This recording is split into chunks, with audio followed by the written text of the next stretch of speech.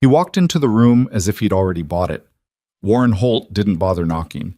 He didn't bother greeting anyone. He just tossed the paper onto the table, a paper with the court seal, the judge's signature, and Mabel Cross's name written in red ink like a verdict, and stared straight into her eyes with the smile of someone who had won before the fight even began. "Sign it," he said, "or I'll make sure no man in this county ever does business with your husband again." Mabel looked at the paper, looked at him, and thought, he doesn't know what mistake he just made. If it were you, what would you do?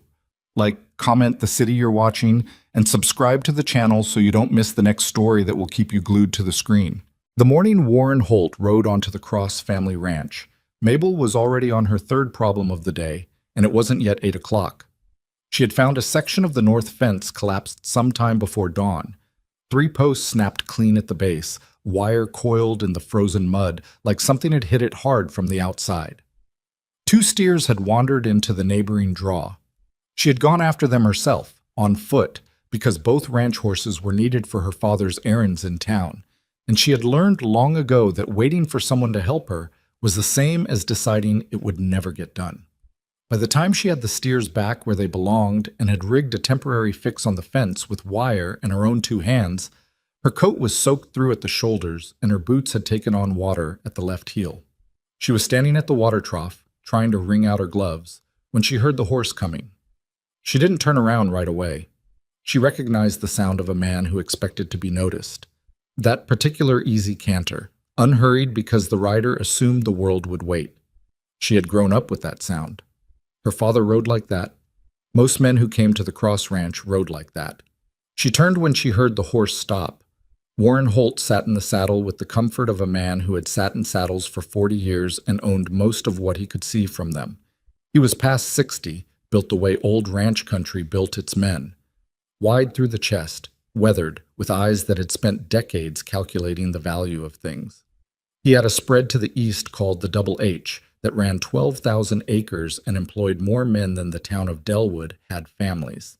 He was not the kind of man who made casual visits. He looked at Mabel the way men like him always looked at her, a quick inventory, an assessment, and then the particular settling of the face that meant she had been filed away as unimportant. "Your father home?" he said. "No." "Your sister?" Mabel pulled her gloves back on. "Clara's in the house." He nodded, already looking past her toward the front door, and Mabel watched him dismount and wrap his reins around the post without another word to her, as though she had been a fence post herself, something useful only insofar as it held things in place. She went back to work. That was the first time she saw Warren Holt. It would not be the last, and she would remember later with a particular clarity that she had not thought much of him that morning either. Quote, Mabel Cross was 31 years old and had never once been the woman anyone came to see. She understood this not as cruelty, but as fact, the way you understood that certain seasons were dry and certain ground would never be good for wheat. Her younger sister Clara was 24 and built the way the women in the magazines from back east were built, fine-boned with dark hair that behaved itself and a laugh that carried across a room like music.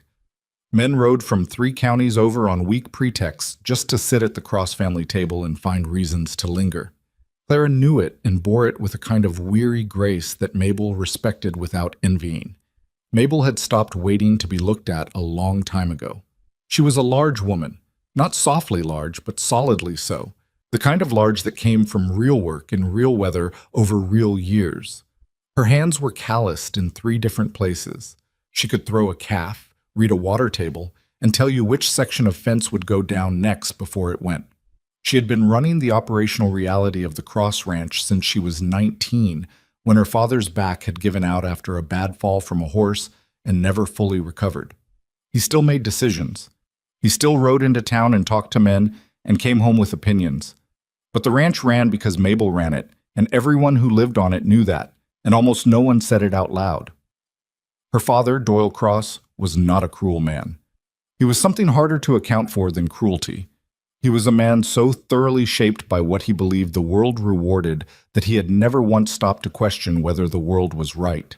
He had spent 20 years investing in Clara's prospects, and almost none in Mabel's, not from malice, but from a kind of resigned practicality. Clara would marry well. Mabel would be useful. These were not judgments he had made consciously. They were just the water he swam in. Mabel had figured this out somewhere around her 24th birthday when a man named Gerald Pruitt had come courting. Not for her, it turned out, but to ask her opinion of Clara's temperament before making his approach. She had answered honestly because she didn't know yet what he was doing, and it was only after he thanked her and went inside to find Clara that she understood she had been used as an intelligence source. She had gone to the barn and sat in the dark for a while, not crying. She was not much for crying, but thinking hard about what it meant to be the woman men consulted on their way to the woman they wanted. She had decided that night that she was going to be very good at everything she could control and stop grieving the things she couldn't. It had not made her happy, exactly, but it had made her effective. Warren Holt began coming around in October. He was not coming for Mabel. She understood this immediately and without bitterness. He was coming for Clara, like all of them, and he was doing it with the particular confidence of a man who believed his wealth made the outcome a foregone conclusion. He brought gifts that were too expensive to be casual and not personal enough to be sincere. He talked to Doyle Cross for long hours on the porch while Mabel worked within earshot, and she caught enough of it to understand that Holt was not so much courting Clara as he was negotiating for her, the way you negotiated for land or livestock, pricing, timing, the matter of what came with the parcel. Clara did not like him. Mabel could tell by the particular set of her sister's shoulders whenever he came through the door, that slight drawing in, that careful smile that lived only on the surface of her face. Clara was too polite to say so and too gentle to resist pressure directly, and Doyle Cross was too pleased with Holt's social standing to notice or care what his daughter thought about spending the rest of her life with the man. Mabel noticed. She said nothing, because saying things in that house had taught her a long time ago that her observations were only welcome when they confirmed what someone had already decided. She kept working. She watched. In November, 2 of the Cross Ranch's 3 water sources ran dry. This was not entirely unexpected. It had been a poor rainfall year, and Mabel had been watching the creek levels since August with growing unease. But the speed of it caught even her off guard. By the 2nd week of November, the main creek that fed the eastern pasture was down to a trickle, and by the 3rd week it had stopped entirely. The second source, a spring-fed pond in the north field, dropped low enough that she had to move the cattle before they churned what was left into mud.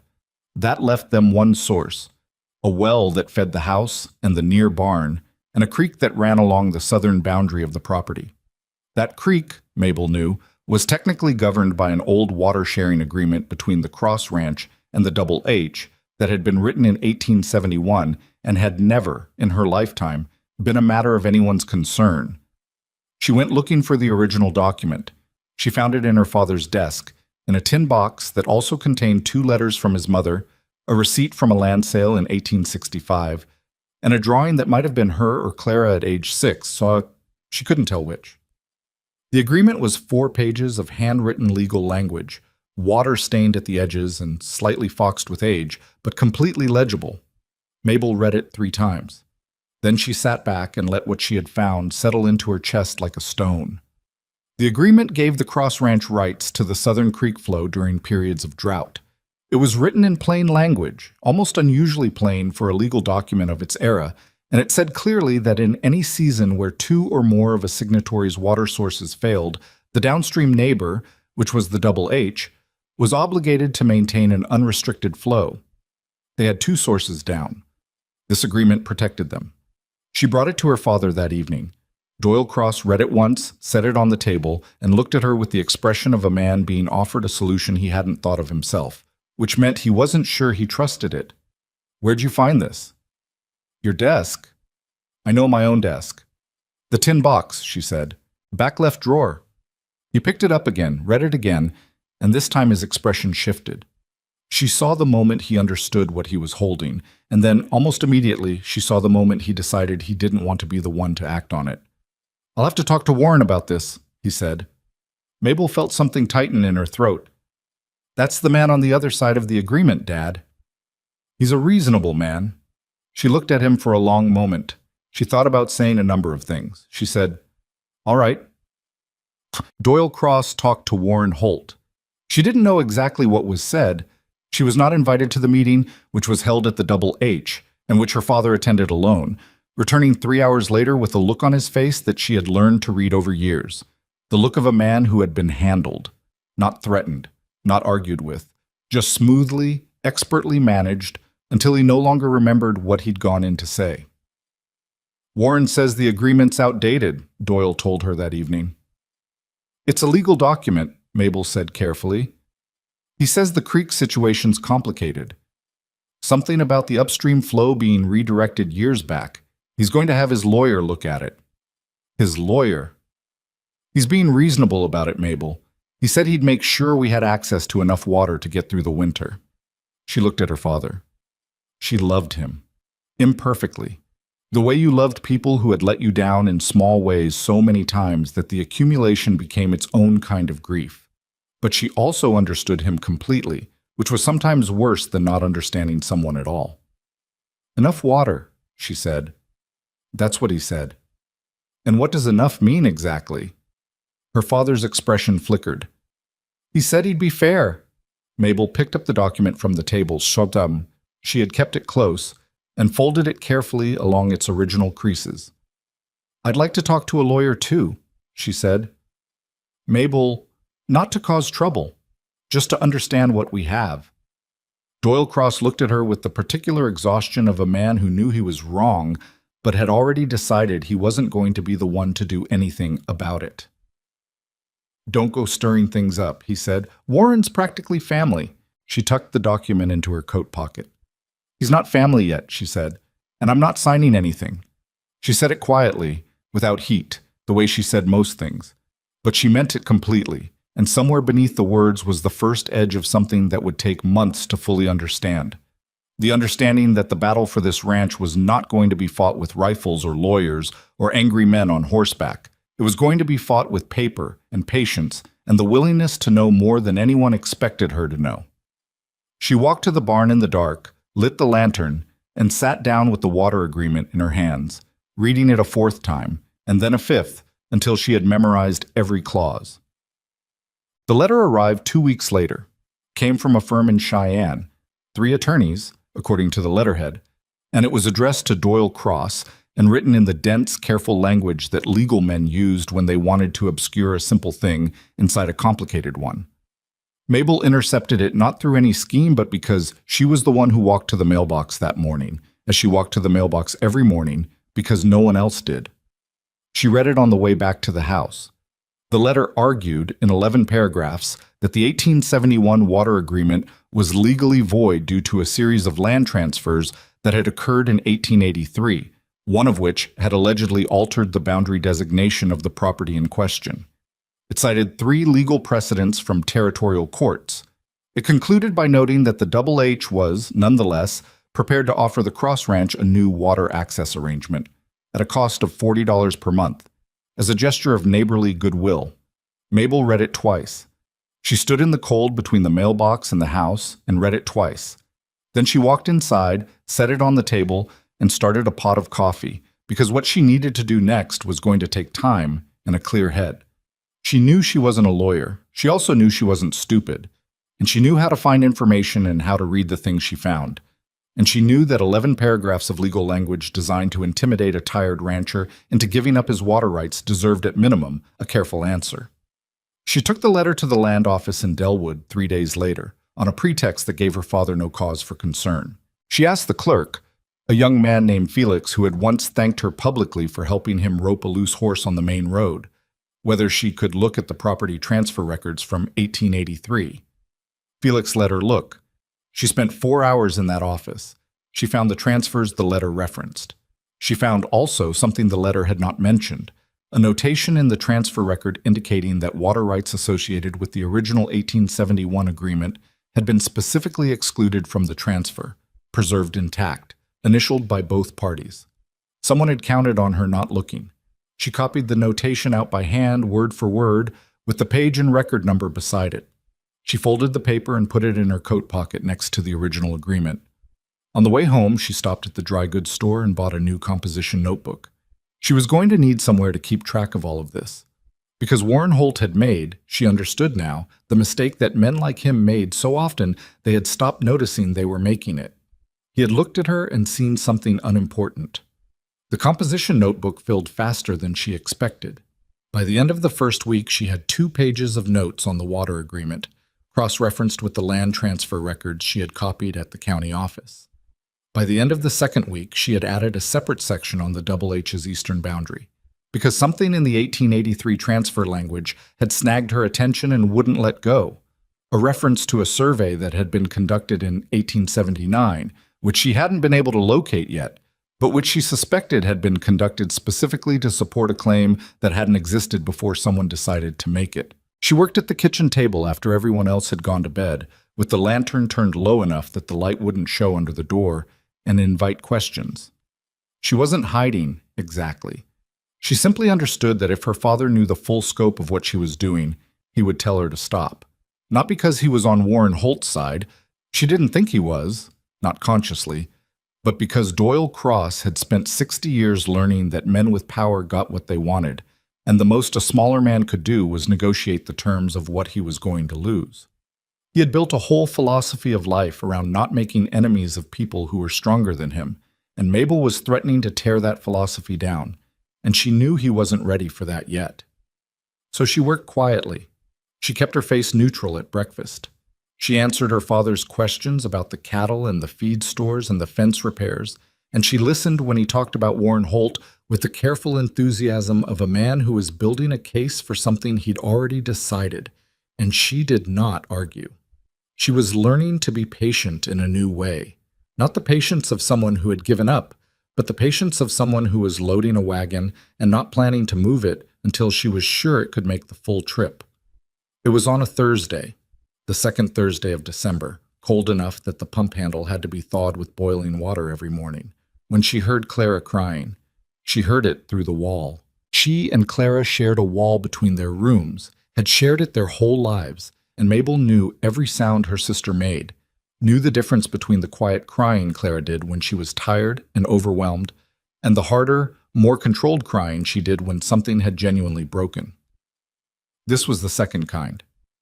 Mabel sat on the edge of her bed and listened for a minute. Then she got up, pulled her robe around her, and knocked softly on the door between their rooms. "I'm fine," Clara said immediately. "I know," Mabel said. "Can I come in anyway?" A pause. Then, "Yeah." Clara was sitting up in bed with her knees drawn to her chest and her hair loose around her shoulders, and she looked young in a way she usually didn't. Young and tired and very clearly not fine. Mabel sat on the end of the bed. She didn't say anything right away. This was something she had learned about her sister years ago. Clara needed space at the beginning, needed the silence to establish that she wasn't being rushed. "He asked me today," Clara said finally. Mabel felt her stomach drop, but kept her face still. "What did you say?" "I told him I needed time to think." "What did he say to that?" Clara looked at the window. "He said he was a patient man, and then he looked at me like he was doing me a favor." Mabel watched her sister's face. "I don't want to marry him," Clara said. She said it very quietly, like she was confessing something shameful instead of something true. "I've tried to find a reason I should. I know he's wealthy.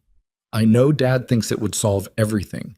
And I know he's not unkind exactly. He hasn't done anything wrong. It's just that when I'm in a room with him, I feel like a piece of land he's deciding whether to buy." "That's because that's how he thinks about it," Mabel said. Clara looked at her. "Do you think Dad would understand that?"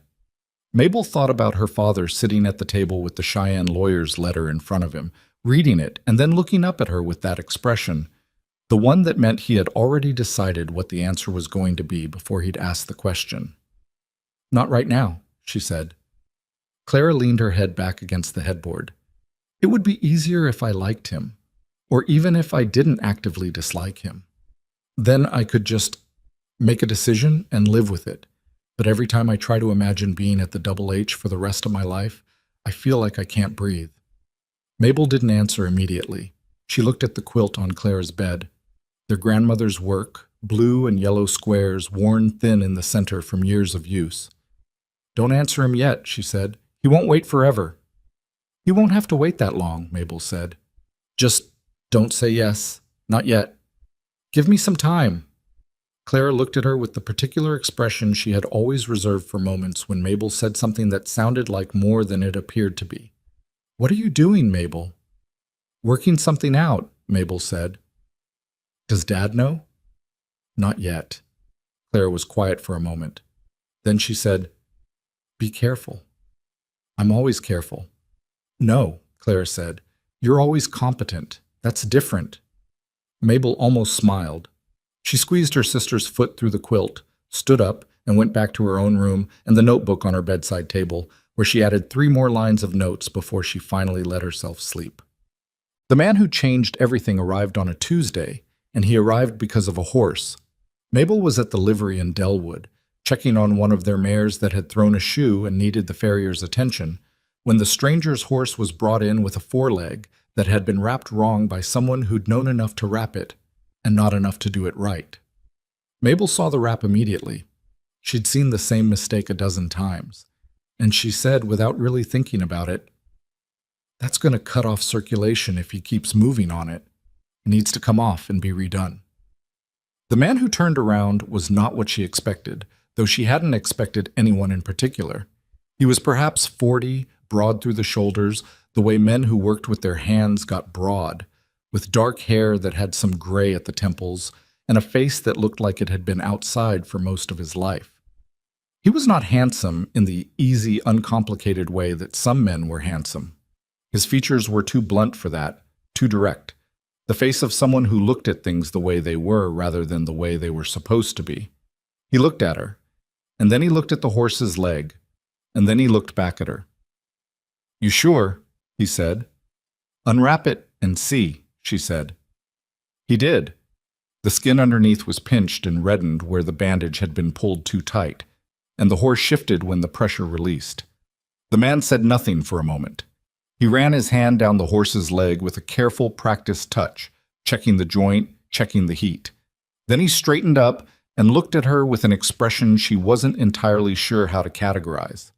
You do that often, he said. Notice things like that? When they're there to notice, she said. His name was Colton Briggs. She didn't know that yet. What she knew was that he handled his horse with the kind of quiet confidence that meant he'd been doing it for a long time, and that he didn't talk more than he had to, and that he had looked at her. Actually looked at her, the way people looked at someone they were genuinely paying attention to rather than someone they were merely acknowledging. And it had been long enough since anyone had done that without wanting something from her that she noticed it before she meant to. She helped him rewrap the leg. She showed him what she was doing as she did it, not because he asked, but because it seemed useful, and he watched without comment until she was done and then said simply, Thank you. It's fine, she said, and went back to checking on her mare. She did not expect to see him again, but she saw him 4 days later at the land office. He was coming out as she was going in, and they both stopped in the narrow doorway in the particular awkward way of two people who hadn't anticipated each other. He stepped back to let her through first, and she nodded, and that was almost all of it, except that Felix at the clerk's desk looked up and said, Miss Cross, I pulled that 1879 survey record you asked about last week. It came in from Cheyenne yesterday. And she felt the stranger's attention shift. She collected the survey record without looking back, but on the way home, she found herself thinking about the particular quality of his attention, the way it sharpened when Felix mentioned the survey without any indication that he was doing so deliberately, just the involuntary alertness of someone who recognized a word that mattered to them. She thought about that. She put it in the notebook that evening at the bottom of a page in small letters. Briggs, Land Office, 1879 survey. Then she moved on. The 1879 survey, when she read it in full, was more significant than she had hoped and more alarming than she'd feared. It had been commissioned by the territorial government at the request of the then owner of the Double H, Warren Holt's father, and it had been conducted by a surveyor whose qualifications, when she looked them up, turned out to be questionable in ways that had apparently not been questioned at the time. The survey had redrawn the eastern boundary of the Double H by approximately 40 yards in a direction that happened to include the southern bank of the creek that was now the subject of the water dispute. 40 yards. Enough to matter enormously if you were arguing about who owned the water source and who had what rights to the flow. She traced the boundary line with her finger on the paper, following it north and south, and understood with a cold, clear certainty that this survey, this one document commissioned by one man and rubber-stamped by a territorial government that had not looked closely enough, was the foundation beneath everything Warren Holt's Cheyenne lawyers had built their letter on. If the survey was flawed, the letter fell apart. If the survey was deliberately flawed, it was something else entirely. She needed to find out which one it was. She went back to the land office on a Wednesday, and this time Colton Briggs was already there, sitting at the reading table with a spread of documents in front of him that she recognized. The same survey records, the same boundary notations, the same 1883 transfer paperwork she had been working through for the past 3 weeks. They looked at each other across the table. "You're looking at the Holt survey," she said. It wasn't a question. "I have been for about a month," he said.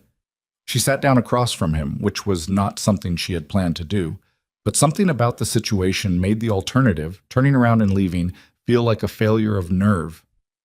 "Why?" she said. He looked at her for a moment in that direct way he had, and she got the sense he was deciding something.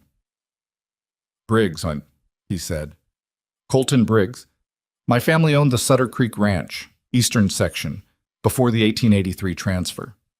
He paused. "The boundary change that came out of that survey cost us about 300 acres and one water source. We sold because we couldn't sustain the operation without it."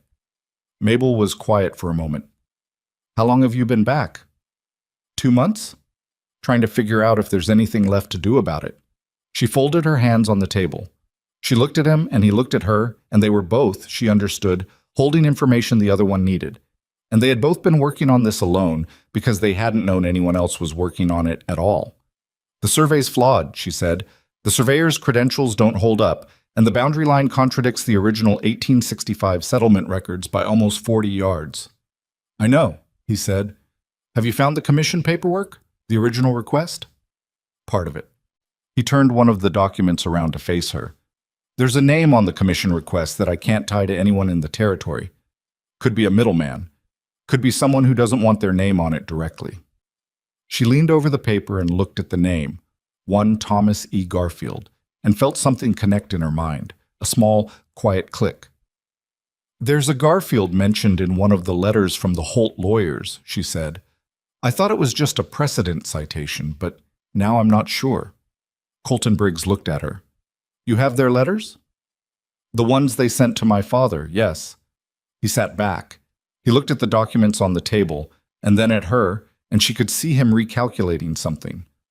"What's your connection to Holt?" he said. She took a breath.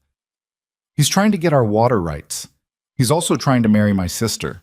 Both things seem to suit his purposes, and I'm not sure the order he prefers them in." The directness with which she'd said it surprised even herself. She wasn't sure why she had said it all at once, without the usual careful rationing of information that she had learned to practice. But there was something about the way he listened, not waiting for his turn, not already composing an answer, that made her want to simply say the true thing. He nodded slowly. "How long have you been working on the survey question?" 5 weeks? "Alone?" "Yes." He looked at the table again, then, "I have access to the original 1865 land settlement records through a contact in Cheyenne.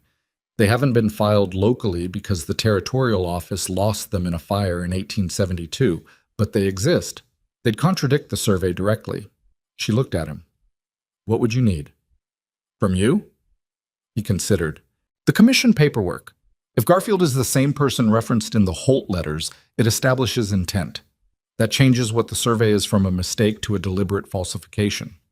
And if it's a deliberate falsification, then it's fraud," he said, "documented, historical, with a paper trail that goes directly back to the Double H." Mabel sat for a moment with that word, fraud, and thought about what it would mean. Not just for the water rights, not just for the lawyer's letter that was sitting on her father's desk at home, gathering the particular kind of dust that landed on things people were afraid to touch. For Warren Holt's entire position in the county. For the claim he had on everything he said he owned. My father doesn't know I'm here, she said. Mine's dead, Colton said. He died thinking we'd lost the land fairly. She looked at him.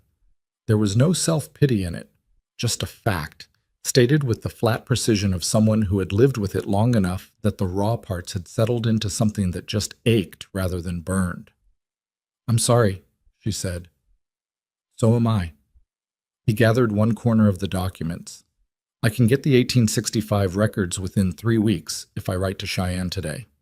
She reached into her coat and took out the folded copy she had made of the Holt lawyer's letter, the one referencing Thomas E. Garfield.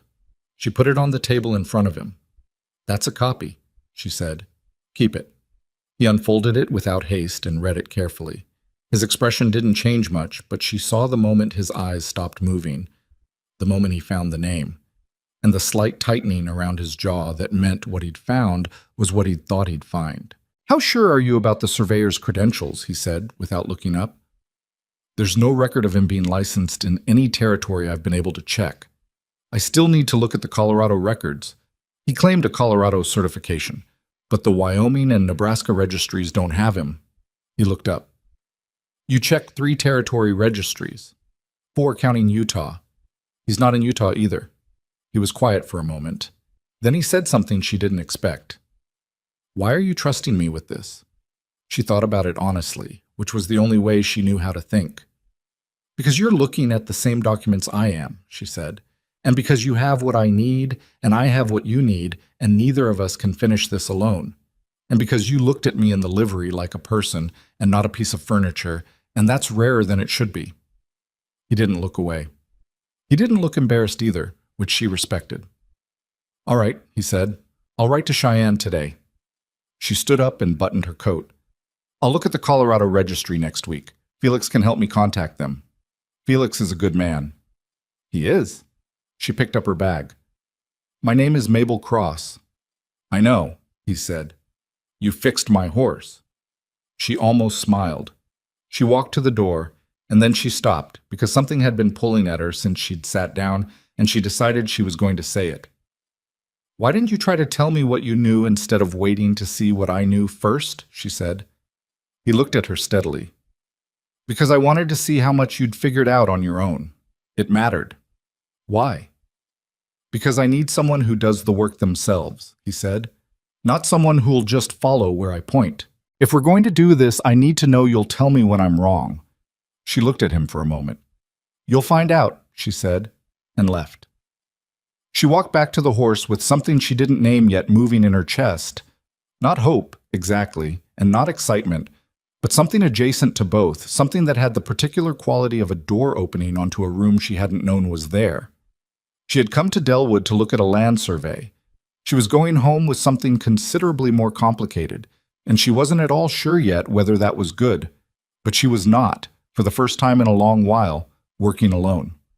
And the notebook waiting on her kitchen table had a new name in it now, in fresh ink, with a question mark that she was already beginning to think might not be there much longer.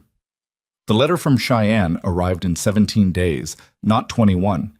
Mabel knew it had come because Colton was waiting outside the land office when she arrived on a Wednesday morning, earlier than she usually came, and he had an envelope in his hand that was thicker than normal correspondence, and he held it with the particular care of someone carrying something that might break if handled wrong. Felix let them use the reading room in the back. It was a small room, barely large enough for the table and 2 chairs, with a single window that faced the alley and let in thin winter light. They sat across from each other the way they had the first time, and Colton laid the envelope's contents on the table between them, and for a few minutes neither of them spoke. They just read. The 1865 land settlement records were exactly what Colton had described. Original survey maps signed and witnessed, with boundary lines drawn by a federally certified surveyor whose credentials Mabel had already verified through a contact Felix had helped her reach in the Denver Territorial Office. The eastern boundary of the Double H was marked clearly, precisely, and it sat 41 yards east of where the 1879 survey had placed it. 41 yards. She had estimated 40. She was 1 yard short. She looked up. Colton was watching her.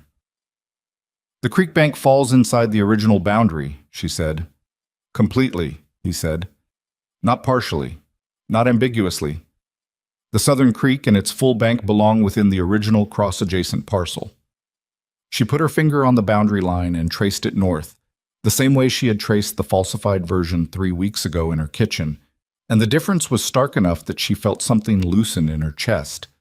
Not relief, not yet, but the first suggestion of it. The 1879 survey doesn't just redraw the line, she said. It moves it past 2 natural markers, a rock formation and the old cottonwood grove, both of which are still there. Anyone who walked the land could see that those markers predate the Double H's current claim. I walked it last week, Colton said. She looked up. You went onto Holt land?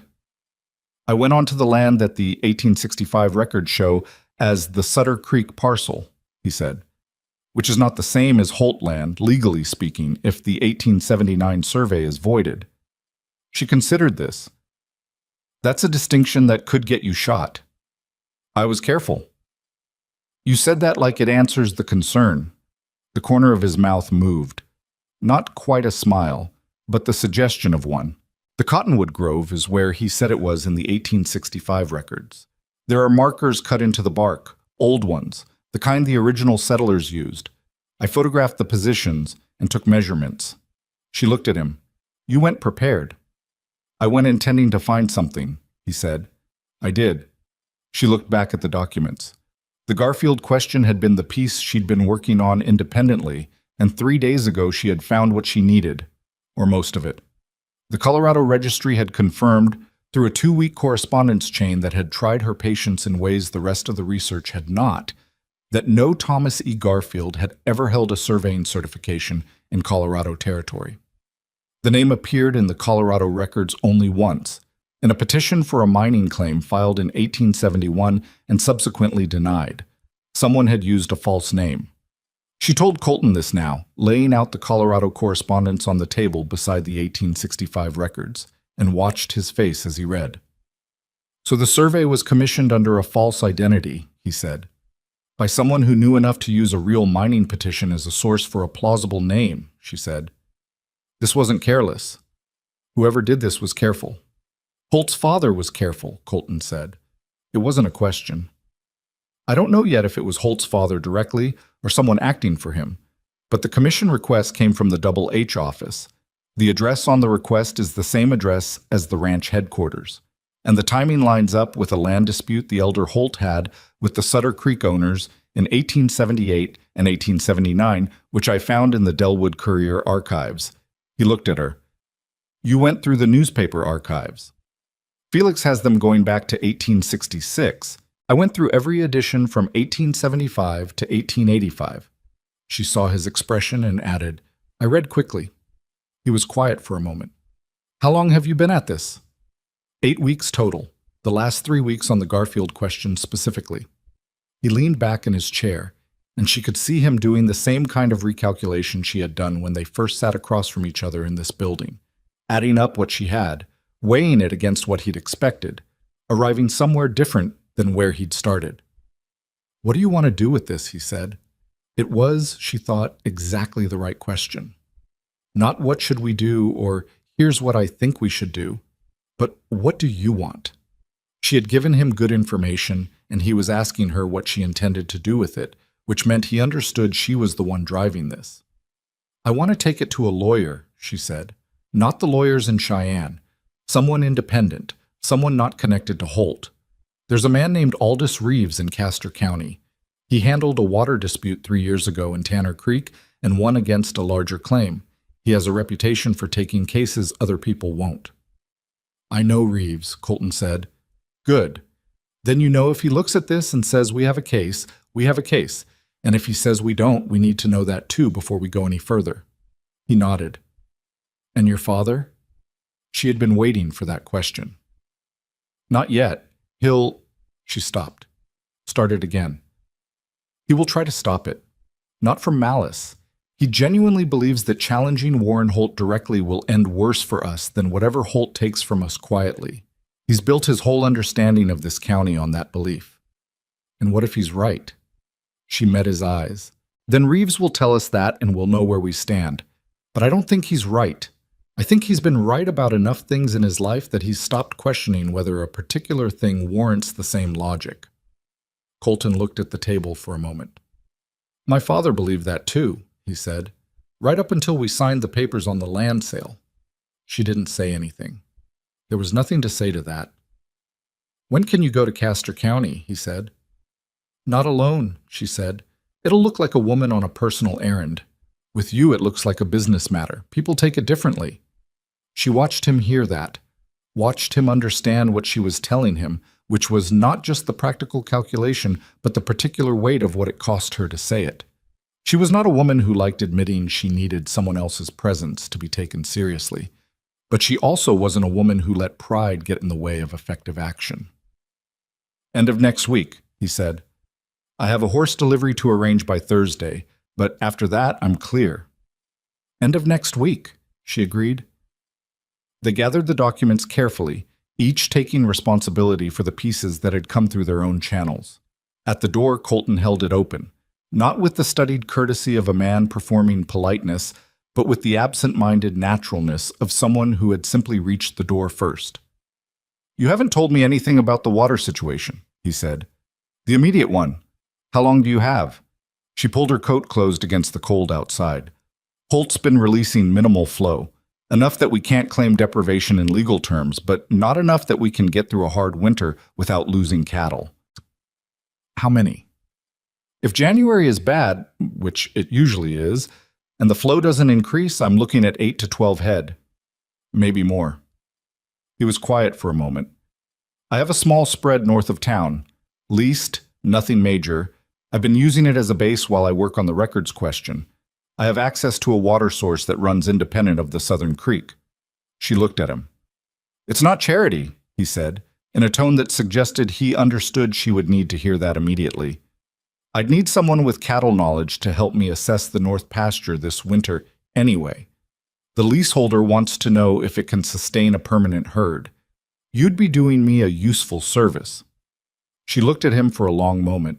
She was very good at reading whether people were telling her the truth, and she believed he was telling her the truth about the leaseholder question. She was also quite certain he had thought of it on the spot. She appreciated both things equally. I'll think about it, she said. That's all I asked, he said. Bound. She did not tell her father about Colton Briggs for another 3 weeks, and by then the decision had been made for her by circumstances she hadn't fully anticipated. Warren Holt came to the ranch on a Friday afternoon with one of the Cheyenne lawyers, a thin, precise man named Gower, who carried a leather briefcase and spoke in the measured, monotone cadence of someone who had long ago stopped being interested in the human element of any transaction. And they sat in the cross-family parlor and laid a new document on the table. It was a revised water access agreement. Mabel sat in the corner chair where she usually sat during these visits, in the position she had learned to occupy over the years, present enough to listen, positioned in a way that allowed men to forget she was doing so. Her father sat across from Holt. Clara was in the kitchen and had not come out, which Mabel noted without comment. She listened to Gower explain the document. It was, in her assessment, a masterwork of legal language deployed in service of a simple theft. The revised agreement would give the Cross Ranch access to 30% of the Southern Creek's monthly flow during drought periods, in exchange for a formalization of the Double H's claim to the Southern Bank. It dressed this up in language about mutual benefit and long-term stability and reciprocal access provisions. But stripped of all that, what it said was, you give us permanent ownership of the water source and we'll let you have some of it.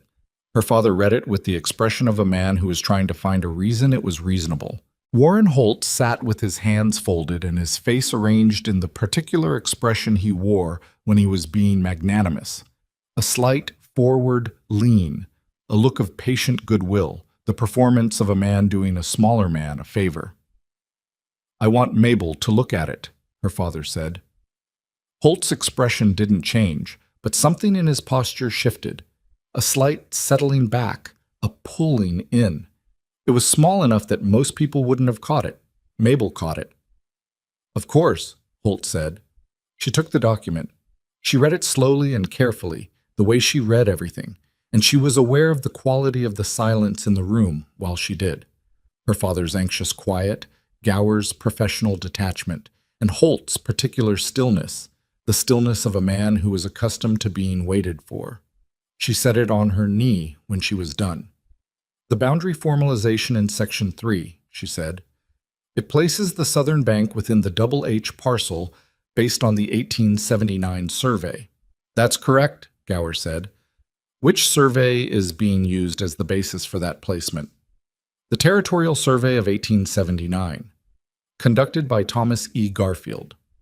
Gower paused, briefly, barely, but she saw it. That's the surveyor of record, yes. I'm having trouble locating Mr. Garfield's certification records, she said. Could you point me toward the right registry? The silence that followed was of a different quality than the silence before. Her father looked at her with a careful blankness that meant he didn't know what she was doing and wasn't sure whether to be worried. Gower looked at his briefcase. Warren Holt looked at Mabel, and for the first time in all the months she had watched him move through her family's house, he looked at her as though she were actually there. His certifications would be on file with the Territorial Office, Gower said. Which Territorial Office? I'd have to look into that. The request would help me, she said pleasantly. I'd like to verify the survey before we sign anything formalizing a boundary based on it. I'm sure you understand. Holt spoke for the first time since she'd started reading. Mabel, he said, and his voice had a particular quality she recognized. The voice of a man who used first names as a form of control, making the familiar sound like a reminder of his authority. This agreement is in your family's best interest. Your father understands that.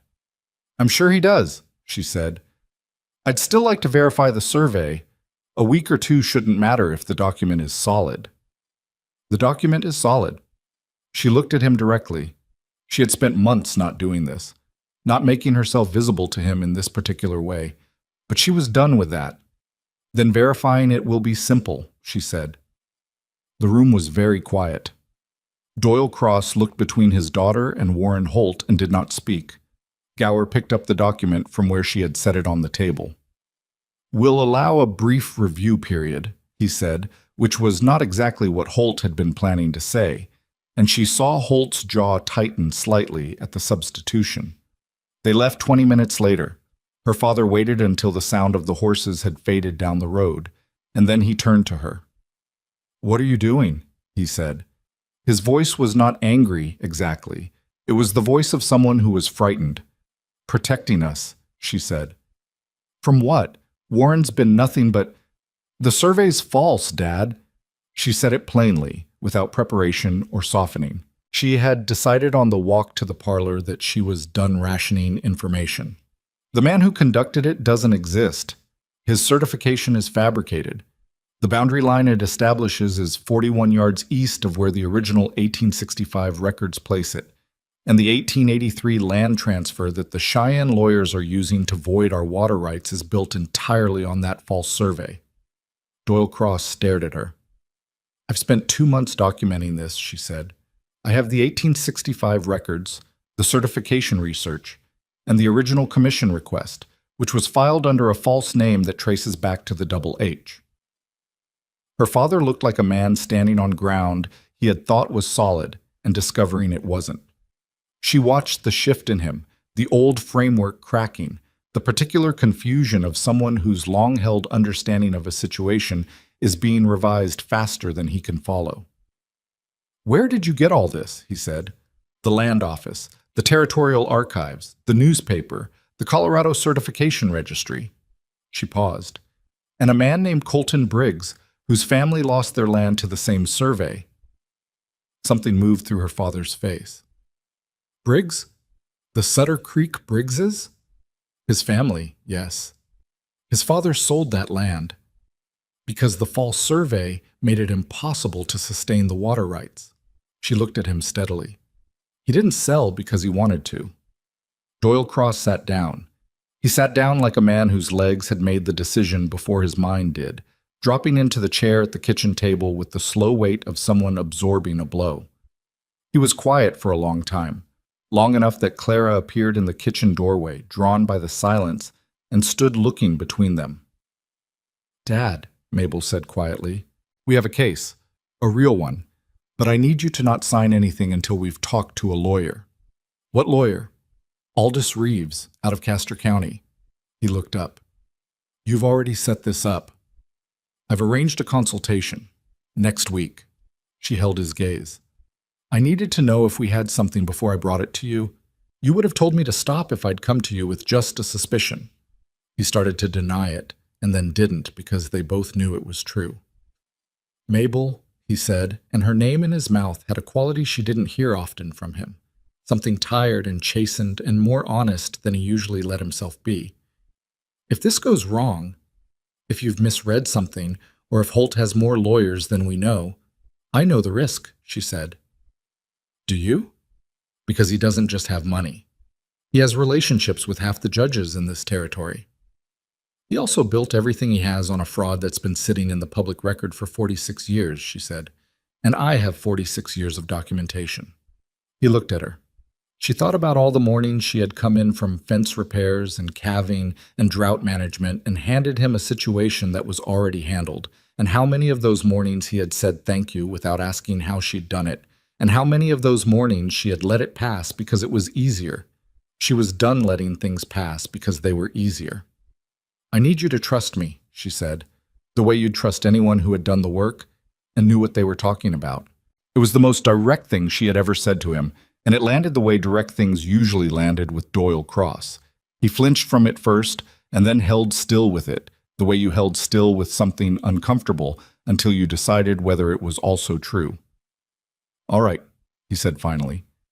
It was not, she knew, an enthusiastic endorsement. It was a tired man deciding he didn't have the energy to be wrong out loud anymore. But it was what she needed, and she would take it. She went to the barn that afternoon and stood in the cold for a while, not celebrating, not congratulating herself, just breathing. The case was not won, it was barely assembled. Reeves might tell them the evidence wasn't enough. Holt might move faster than they expected. Her father might get frightened in the night and sign something he shouldn't. Any of those things could still happen. But she had the documents.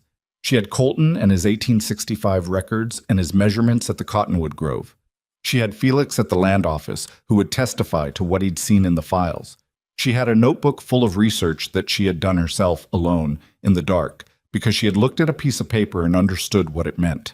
She thought about Warren Holt looking at her in the parlor, actually looking at her for the first time, with something that was not quite alarm but was adjacent to it. She thought, good. She went back inside and started a second notebook. Attempt. The trip to Castor County happened on a Thursday, in weather that couldn't decide between snow and sleet, and settled on both. Colton drove. She sat beside him on the wagon seat with the document case across her knees and said very little for the first hour because there was nothing that needed saying, and she had learned that he did not require conversation to fill silence, which was a quality she valued more than she'd ever had occasion to know she valued it. It was 2 hours into the drive, with Castor County's first visible buildings appearing on the flat horizon, that he said, "My mother used to say you could judge a person by what they did when no one was watching." She looked at the road. "What made you think of that?" "Thinking about what you said to your father." He kept his eyes on the horses. "You'd done all of it before you told him. You weren't performing it for anyone." "I didn't have a choice," she said. "If I told him at the start, he'd have stopped me." "That's not what I mean." She thought about what he did mean. After a moment, she said, "My mother was gone by the time I was 14. I don't remember what she used to say." He didn't offer condolences, which she appreciated. He just nodded, the way someone nodded when they were acknowledging a fact rather than responding to a wound. "Do you think Reeves will take it?" she said. "I think he'll recognize it for what it is," Colton said. "Whether he takes it depends on whether he thinks we can win. Reeves doesn't take cases for the principle. He takes them because he believes the evidence." "The evidence is there." "I know it is," he said. "I've read all of it." She looked at him. "When did you read all of it?" "You gave me the Garfield correspondence last week, and I've had the 1865 records from the start." He paused. "You're thorough. I noticed." She faced forward again. The sleet had turned to something closer to rain, and it ran in thin lines down the side of the wagon cover and dripped at irregular intervals onto the seat between them. "I'm going to need you to let me do most of the talking with Reeves," she said. "You know the Sutter Creek history better than I do, but the Cross Ranch water case is the cleaner argument. It's current. It's immediate. It connects the fraud directly to an ongoing harm." "I know," he said. "I was planning to let you lead." She looked at him again. He was still watching the horses. The rain ran down the brim of his hat in a thin stream, and he didn't appear to notice. "You're not going to argue about that?" she said. "Why would I argue about something that makes sense?" he said. She had no immediate answer to that. So she faced forward, held the document case a little more firmly against the movement of the wagon, and let the silence settle back around them without discomfort. Aldous Reeves had an office above a feed store, which she thought she would have liked about him even before she met him. The stairs were narrow, and the waiting area was a single bench outside a door that said A. Reeves, attorney at law in paint that had been redone recently enough to still look intentional. A young clerk let them in after a wait of about 10 minutes. Reeves himself was a compact man, perhaps 60, with a white beard trimmed close and the direct, unapologetic attention of someone who had heard a great many things in his professional life and retained the ability to be interested by them. He shook Colton's hand and then Mabel's, in order, without the half-second hesitation she sometimes noticed in men being introduced to her. She laid the documents on his desk in the order she had arranged them the night before. She started talking. She talked for 40 minutes, and Reeves did not interrupt her once. He read the documents she indicated as she indicated them. He asked 3 questions, all precise, all aimed at gaps she had already filled, and she filled them. When she was done, he sat for a moment looking at the assembled papers. Then he said, "Who compiled this research?" "I did," she said. He looked at her. Then he looked at Colton. Colton said, "The 1865 records came through my contact in Cheyenne. Everything else is Miss Cross." Reeves looked back at her. 8 weeks, you said." 9 now." He picked up the Garfield Commission request and the Colorado certification response and held them together. He set them down. He picked up the 1865 boundary map and compared it to the copy of the 1879 survey she had included. "The surveyor issue alone is enough to void the 1879 document," he said. "The boundary comparison is corroborating evidence. The commission request under a false identity elevates it from negligence to fraud." He tapped the documents. "And the water agreement of 1871, the original, which you have here, is fully valid because the fraud that was used to challenge it didn't exist legally. You can't void a valid agreement with a document that is itself void." The room was quiet. "Can we win?" she said. Reeves looked at her steadily. "If you give me everything on this table and you're prepared for Holt to come back hard, yes. He'll challenge the authentication of the 1865 records first. He'll try to discredit your research as the work of an amateur. He'll use his connections to slow the process." He paused. "But the paper trail is real. And paper trails, Miss Cross, do not forget what they've seen." She felt the breath go out of her slowly. "He'll also know something is happening the moment we file," Reeves continued, "which means your window between filing and his response is short. Is there anything he could do to the physical property in that window that would complicate the case?" She thought of the water flow, the creek kick, the cattle she was already watching with the careful eye of someone doing arithmetic she didn't like. "The creek," she said. "If he diverts the flow entirely before we can get a court order, I'll file for a temporary injunction the same day we file the fraud claim," Reeves said, "which means I need everything authenticated and ready." He looked at the pile. "Give me 2 weeks." 2 weeks, she said. She looked at Colton. He was looking at her with an expression she hadn't seen before. Not quite pride, which would have felt wrong coming from him at this particular moment, but something close to recognition, like he was seeing something he had expected to see but was still somewhat struck by finding. She looked back at Reeves. "What do we owe you?" "When we win," he said, "we'll discuss it." Outside in the rain that was back to sleet, she stood beside the wagon for a moment before climbing up. "He said when?" Colton said behind her. "I noticed," she said. She got up onto the seat. He untied the horses and came around and climbed up beside her, and they sat in the cold for a moment before he clicked the horses forward. "Your father is going to have a difficult few weeks," he said. He'll manage, she said. He's more capable of it than he thinks.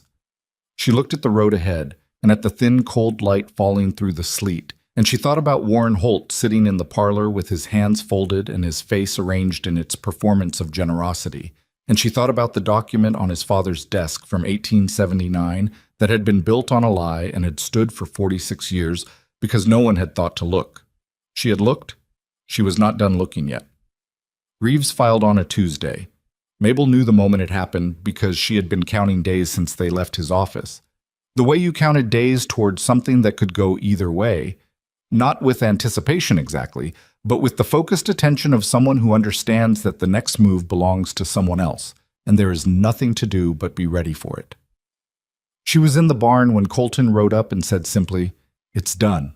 And she nodded and went back to checking the water levels in the trough, because there was nothing else to do yet, and the cattle still needed water regardless of what was happening in a courthouse 40 miles away. The injunction came through in 3 days. Reeves sent word by courier, a young man who rode hard and arrived at the Cross Ranch just after noon on a Friday with a sealed envelope and a look of self-importance that suggested he understood he was carrying something significant without knowing what it was. Mabel read the letter at the kitchen table with her father sitting across from her, and she read the relevant section aloud. The court had granted a temporary injunction requiring the Double H to maintain unrestricted flow in the Southern Creek pending the resolution of the fraud claim. Doyle Cross put both hands flat on the table and let out a breath that sounded like it had been held for months. "That's the water," he said. "That's the water," she confirmed. "What happens now?" Now Holt responds. She folded the letter.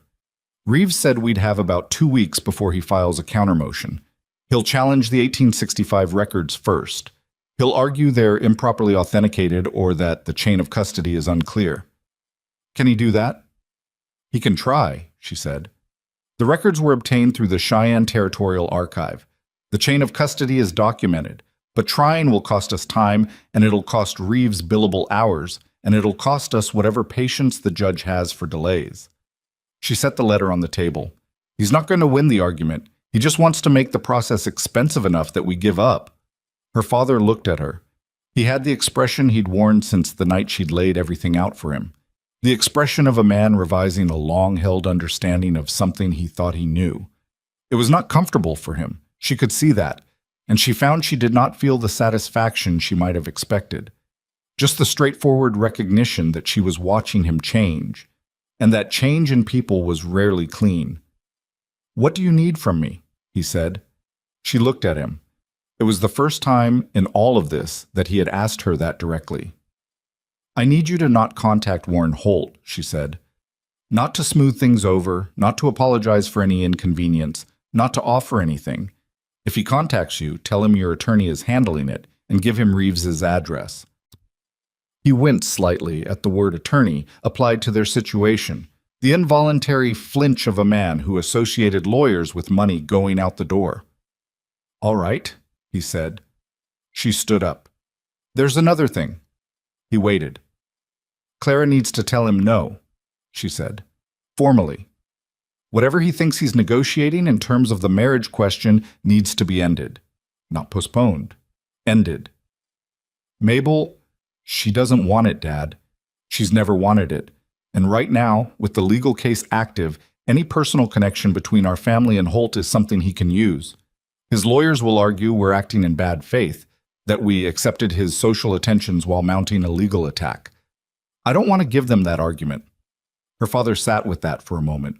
He had the look of a man trying to find the counter-argument and not quite locating it. "She's 24, he said. "If she doesn't—" "She'll be fine," Mabel said. "She is fine. She's been fine. You've been the one who was worried." He looked at the letter on the table. "He's not going to like it." "No," she said. "He's not." Clara told Warren Holt no on a Sunday afternoon, and she did it with more composure than Mabel had expected, and more composure, Mabel suspected, than Clara had expected of herself. Mabel was not in the room. She had offered to be, and Clara had shaken her head and said, "I need to do this one by myself," which Mabel had respected without hesitation. She waited in the kitchen instead, close enough to hear voices but not words, and she did not move toward the door even when Holt's voice rose once, a single sharp elevation, quickly controlled, the sound of a man catching himself before he did something he'd have to account for. He left 20 minutes after he arrived. Clara came into the kitchen and sat down at the table and put her face in her hands for about 30 seconds. Then she lifted her head and said, "He asked me if you put me up to it." "What did you say?" "I said no, because it's true." Clara looked at the window. "He looked at me like—" She stopped. "Like I was property that had just refused to stay where it was put." Mabel poured a cup of coffee and set it in front of her. "He said it would affect how things went with Dad," Clara said, "with the legal situation." "Reeves is aware that might happen," Mabel said. "It doesn't change our position." "Does it make it worse?" Mabel sat down. "It makes Holt angrier. Angry people make mistakes." She looked at her sister. "You did the right thing. You did the thing you wanted to do." "I know." Clara wrapped both hands around the cup. "I'm still shaking." "That's all right," Mabel said. "You can shake and still be right." Clara looked at her for a moment with an expression that Mabel didn't quite know how to categorize. Something between relief and something older, something that had been waiting a long time to come to the surface. "He's never going to let this go quietly," Clara said. "No," Mabel agreed. "He's not."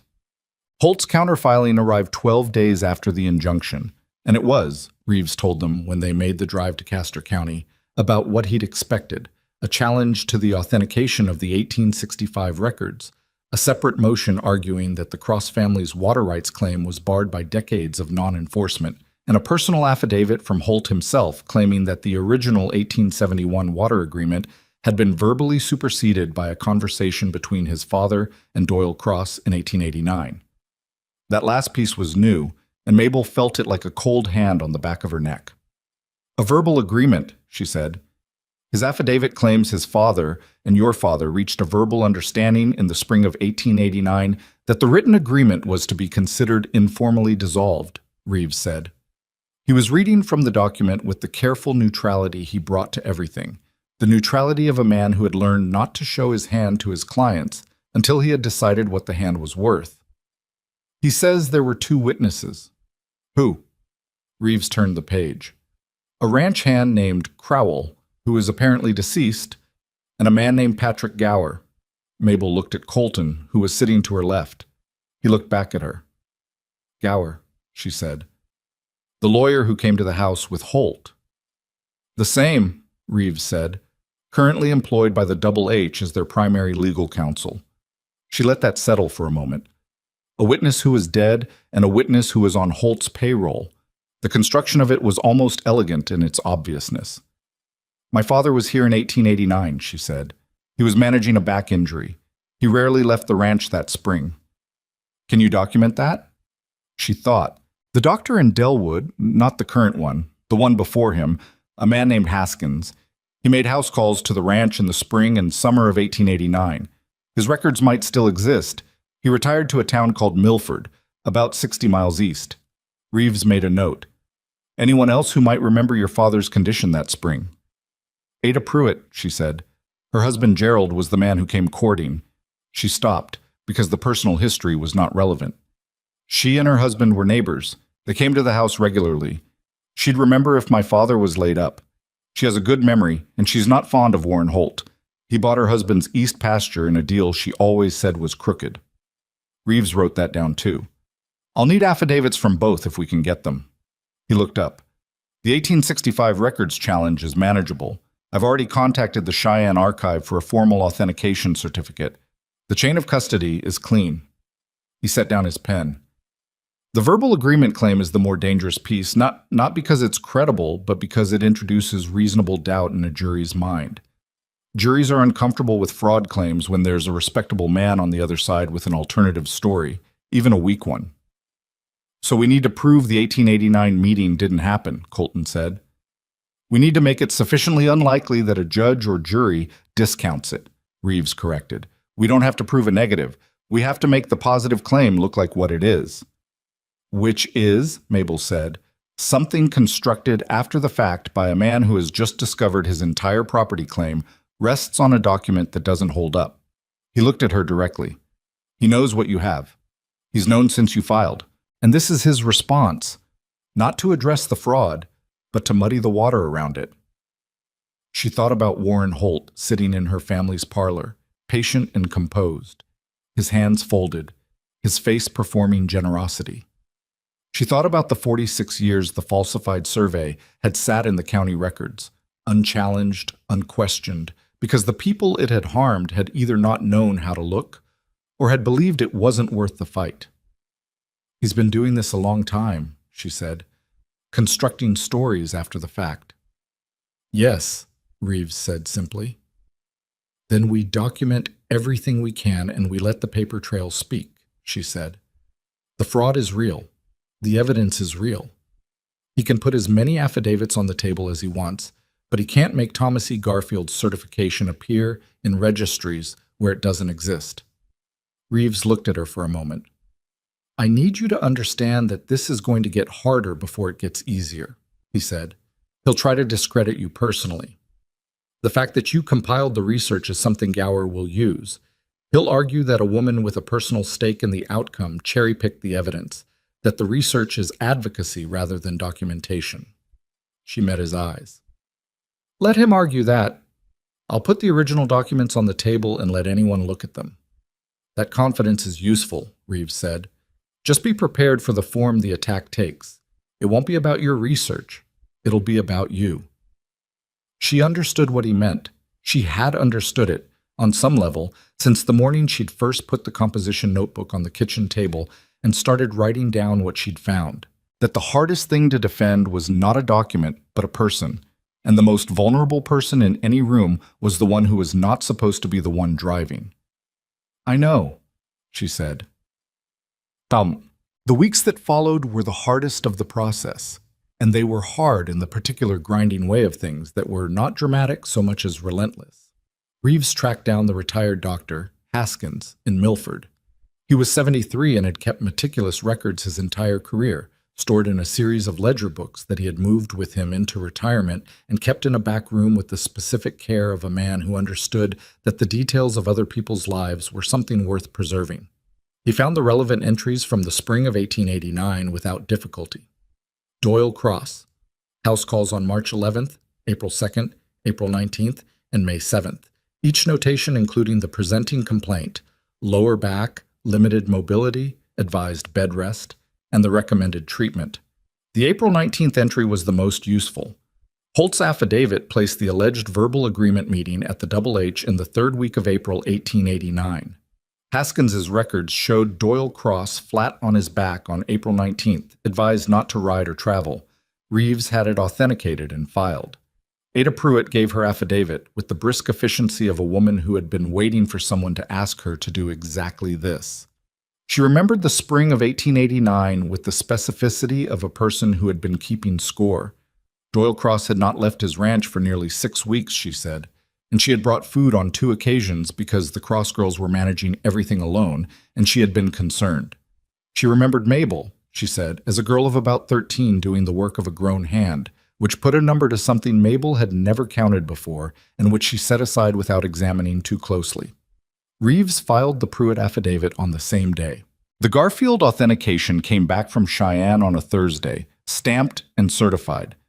No record of Thomas E. Garfield in any territorial surveying registry, and a secondary confirmation from the Colorado office that the name appearing on the 1871 mining petition application matched no person with a documented identity in any territory's official records, suggesting a fabricated identity used once for the petition and once for the Survey Commission, approximately 8 years apart.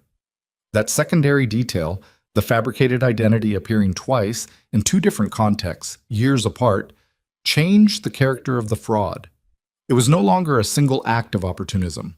It was a method, a way of operating. When Reeves showed her that piece, he said, "This is the thread that pulls everything apart." "It shows the elder Holt knew what he was doing," she said. "More than that," Reeves said. "It shows it was a practice, which makes the current Holt's claim of inherited good faith considerably harder to sustain. He didn't inherit a legitimate operation and fail to notice a historical irregularity. He inherited a method." She thought about that on the ride home. She thought about what it meant to grow up in a house built on a thing like that, whether you could grow up and not know, or whether the knowing was something that got handed down along with the method, quiet and unremarked, the way certain silences get inherited. She didn't know which was true of Warren Holt. She wasn't sure it mattered to the case. It mattered to her in the way things that didn't need to matter still sometimes did. The hearing was set for the second week of February, and the week before it, Warren Holt came to the Cross Ranch one final time. He did not bring Gower. He came alone, which she noted immediately, because men like Holt did not make significant visits without their lawyers unless they were doing something they didn't want their lawyers to know about. He arrived in the afternoon when the light was flat and cold, and Mabel saw him from the barn window before he knocked. She went to the door first. He looked at her the way he had looked at her in the parlor. The full, direct look she had forced from him that day, but stripped now of the composure he'd maintained then. He looked tired. Not beaten. She did not think Warren Holt would look beaten regardless of circumstances, but the particular tired of a man who had been fighting on multiple fronts and had started to feel the weight of it. "I'd like to speak with your father," he said. "My father's attorney has asked that all communication go through his office," she said. "I'm not here as a legal matter." "Everything between your family and mine is a legal matter right now," she said. "That's the situation you've created." Something moved through his face, not anger. She had expected anger, was prepared for it, but something more complicated than that. Something that might have been, in a different man in different circumstances, closer to regret. "I want to resolve this," he said. "The hearing is in a week," she said. "Resolution is available there." "I want to resolve it before the hearing." She looked at him steadily. "Why?" He held her gaze for a moment. He was not, she thought, accustomed to being asked direct questions by people he considered beneath his station, and she watched him recalibrate. "Because a public hearing damages both families," he said. "It damages a fraudulent land claim," she said. "That's different from a family." His jaw tightened. "You don't know everything about how this territory works." "I know more about how it works than you gave me credit for," she said. "That's the problem you're standing here trying to address." She saw it land. She was not being cruel. She was not trying to wound him for the pleasure of it. But she was not going to soften the truth to make the conversation more comfortable for the man who had built his comfort on someone else's loss. He was quiet for a moment. "What do you want?" he said, and the way he said it told her that asking was costing him something. He was a man who did not ask other people what they wanted. He was a man who told other people what they were getting. "I want the original 1871 water agreement honored in full," she said. "I want the 1879 survey formally voided. I want your family to release any claim to the Southern Creek Bank derived from that survey. And I want a written acknowledgement that the Cross Ranch's water rights are independent of any double H authorization now and going forward." He looked at her. "You want me to sign something that says my family committed fraud?" "I want you to sign something that corrects the legal record," she said. "How you describe what that means to yourself is your own business." The silence between them was long enough that she could hear the wind moving along the eaves of the barn. "If I agree to that," he said slowly, "the Sutter Creek question is separate. That's not on this property. That's not your business to negotiate." "It's not," she said. "Colton Briggs has his own attorney." Holt's eyes shifted slightly at the name, Colton Briggs, and she saw him make the connection he had apparently not fully made until now, or had made and had not wanted to confront, that the man who had been quietly gathering evidence about the Sutter Creek parcel and the woman who had been quietly gathering evidence about the crosswater rights had been doing it together, that what looked like two separate problems was one coordinated effort. "He told me," Holt said, meaning Gower, she assumed, or someone who had been watching and reporting back. "Then you understand the full situation," she said. He looked at her for a long moment. She watched him do the calculation, the same kind of calculation he had been making his whole life, the assessment of value and cost and position.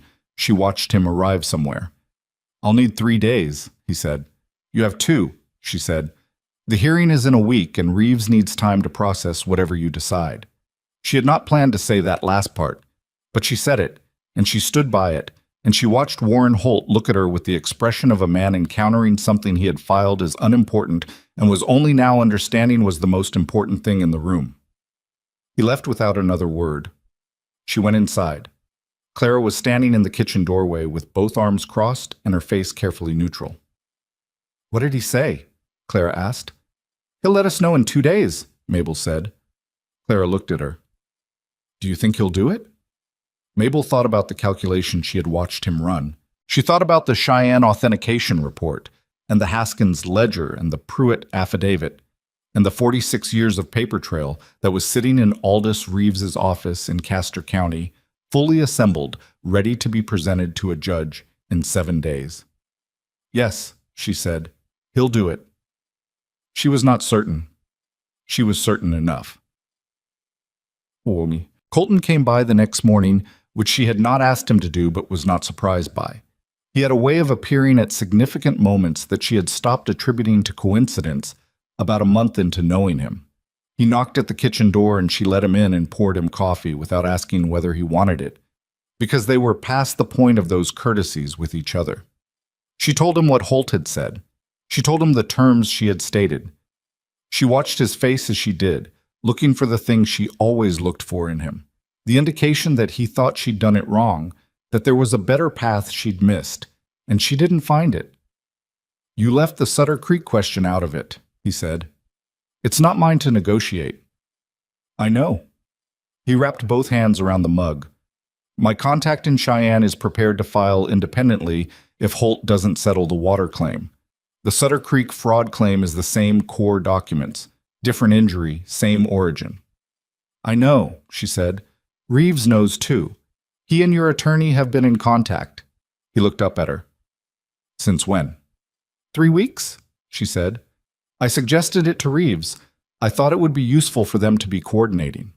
He was quiet for a moment. "You did that without telling me." "I should have told you," she said. "I'm telling you now." He held the mug, looking at the table, and she watched him work through it. The slight irritation, which was fair, and the acknowledgement beneath it that the coordination was sound, which was also fair. "All right," he said. "I should have told you," she said again, because she meant it both times. He looked up. "You tend to work alone," he said. "I understand it. I do the same thing. It's a bad habit when there's a partner," she said. He looked at her when she said partner, and she looked back, and neither of them addressed the word directly. It was there, though.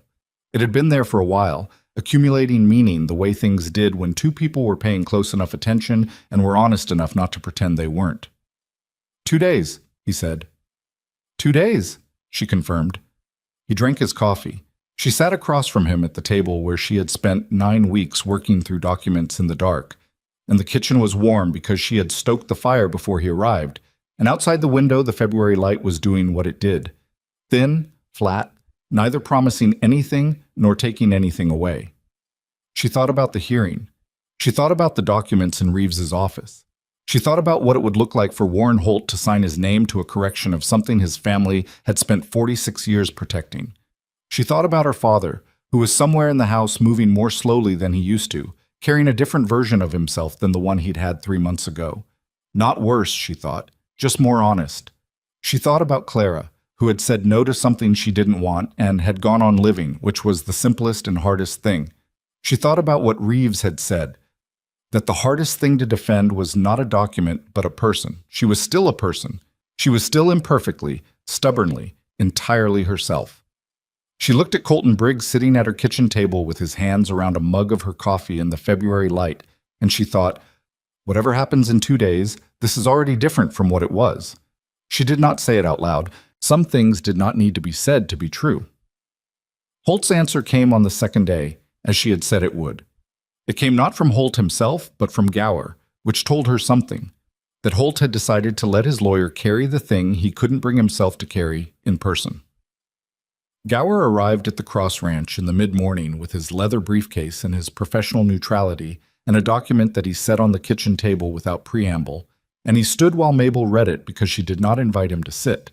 It was not everything she had asked for. It was close. The language around the 1879 survey was carefully constructed. It did not use the word fraud, which she had not expected it to. and it did not explicitly state that the survey had been fabricated, which she had also not expected. What it said was that the Double H was prepared to formally withdraw its reliance on the 1879 boundary survey in all current and future claims, and to recognize the 1865 settlement records as the operative boundary documentation. What it said, in the careful passive voice that lawyers used when they were conceding something without admitting anything, was that the prior survey contained irregularities that made it unsuitable as the basis for property or water rights determinations. Irregularities. She read that word twice and set the document down. "He won't use the word fraud," she said. "My client is prepared to offer a full resolution on the water rights and boundary questions," Gower said. "The language reflects a legal settlement, not a public statement." "I understand what the language reflects," she said. "I'm telling you what it doesn't say." Gower looked at her with the expression of a man who had negotiated dozens of settlements and was accustomed to the other party wanting things the settlement could not give them. "Miss Cross, the practical effect of this document is identical to what you asked for. The survey is withdrawn. The water rights are restored. The boundary is reset to the 1865 line. Your ranch is protected." She looked at the document again. She thought about what Reeves had said about paper trails and what they remembered. She thought about Colton's father signing papers on a piece of land his family should have kept, believing he'd lost it fairly.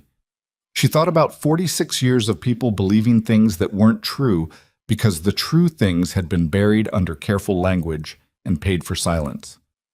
She picked up the document and held it. "There's a section missing," she said. "I asked for a written acknowledgement that our water rights are independent of any Double H authorization, now and going forward. This document ties the water rights to the boundary restoration, which means if the boundary question is ever revisited, the water question comes with it. That's not what I asked for." Gower was quiet for a moment. "That's a significant addition to what was discussed." "It's a clarification of what was discussed," she said.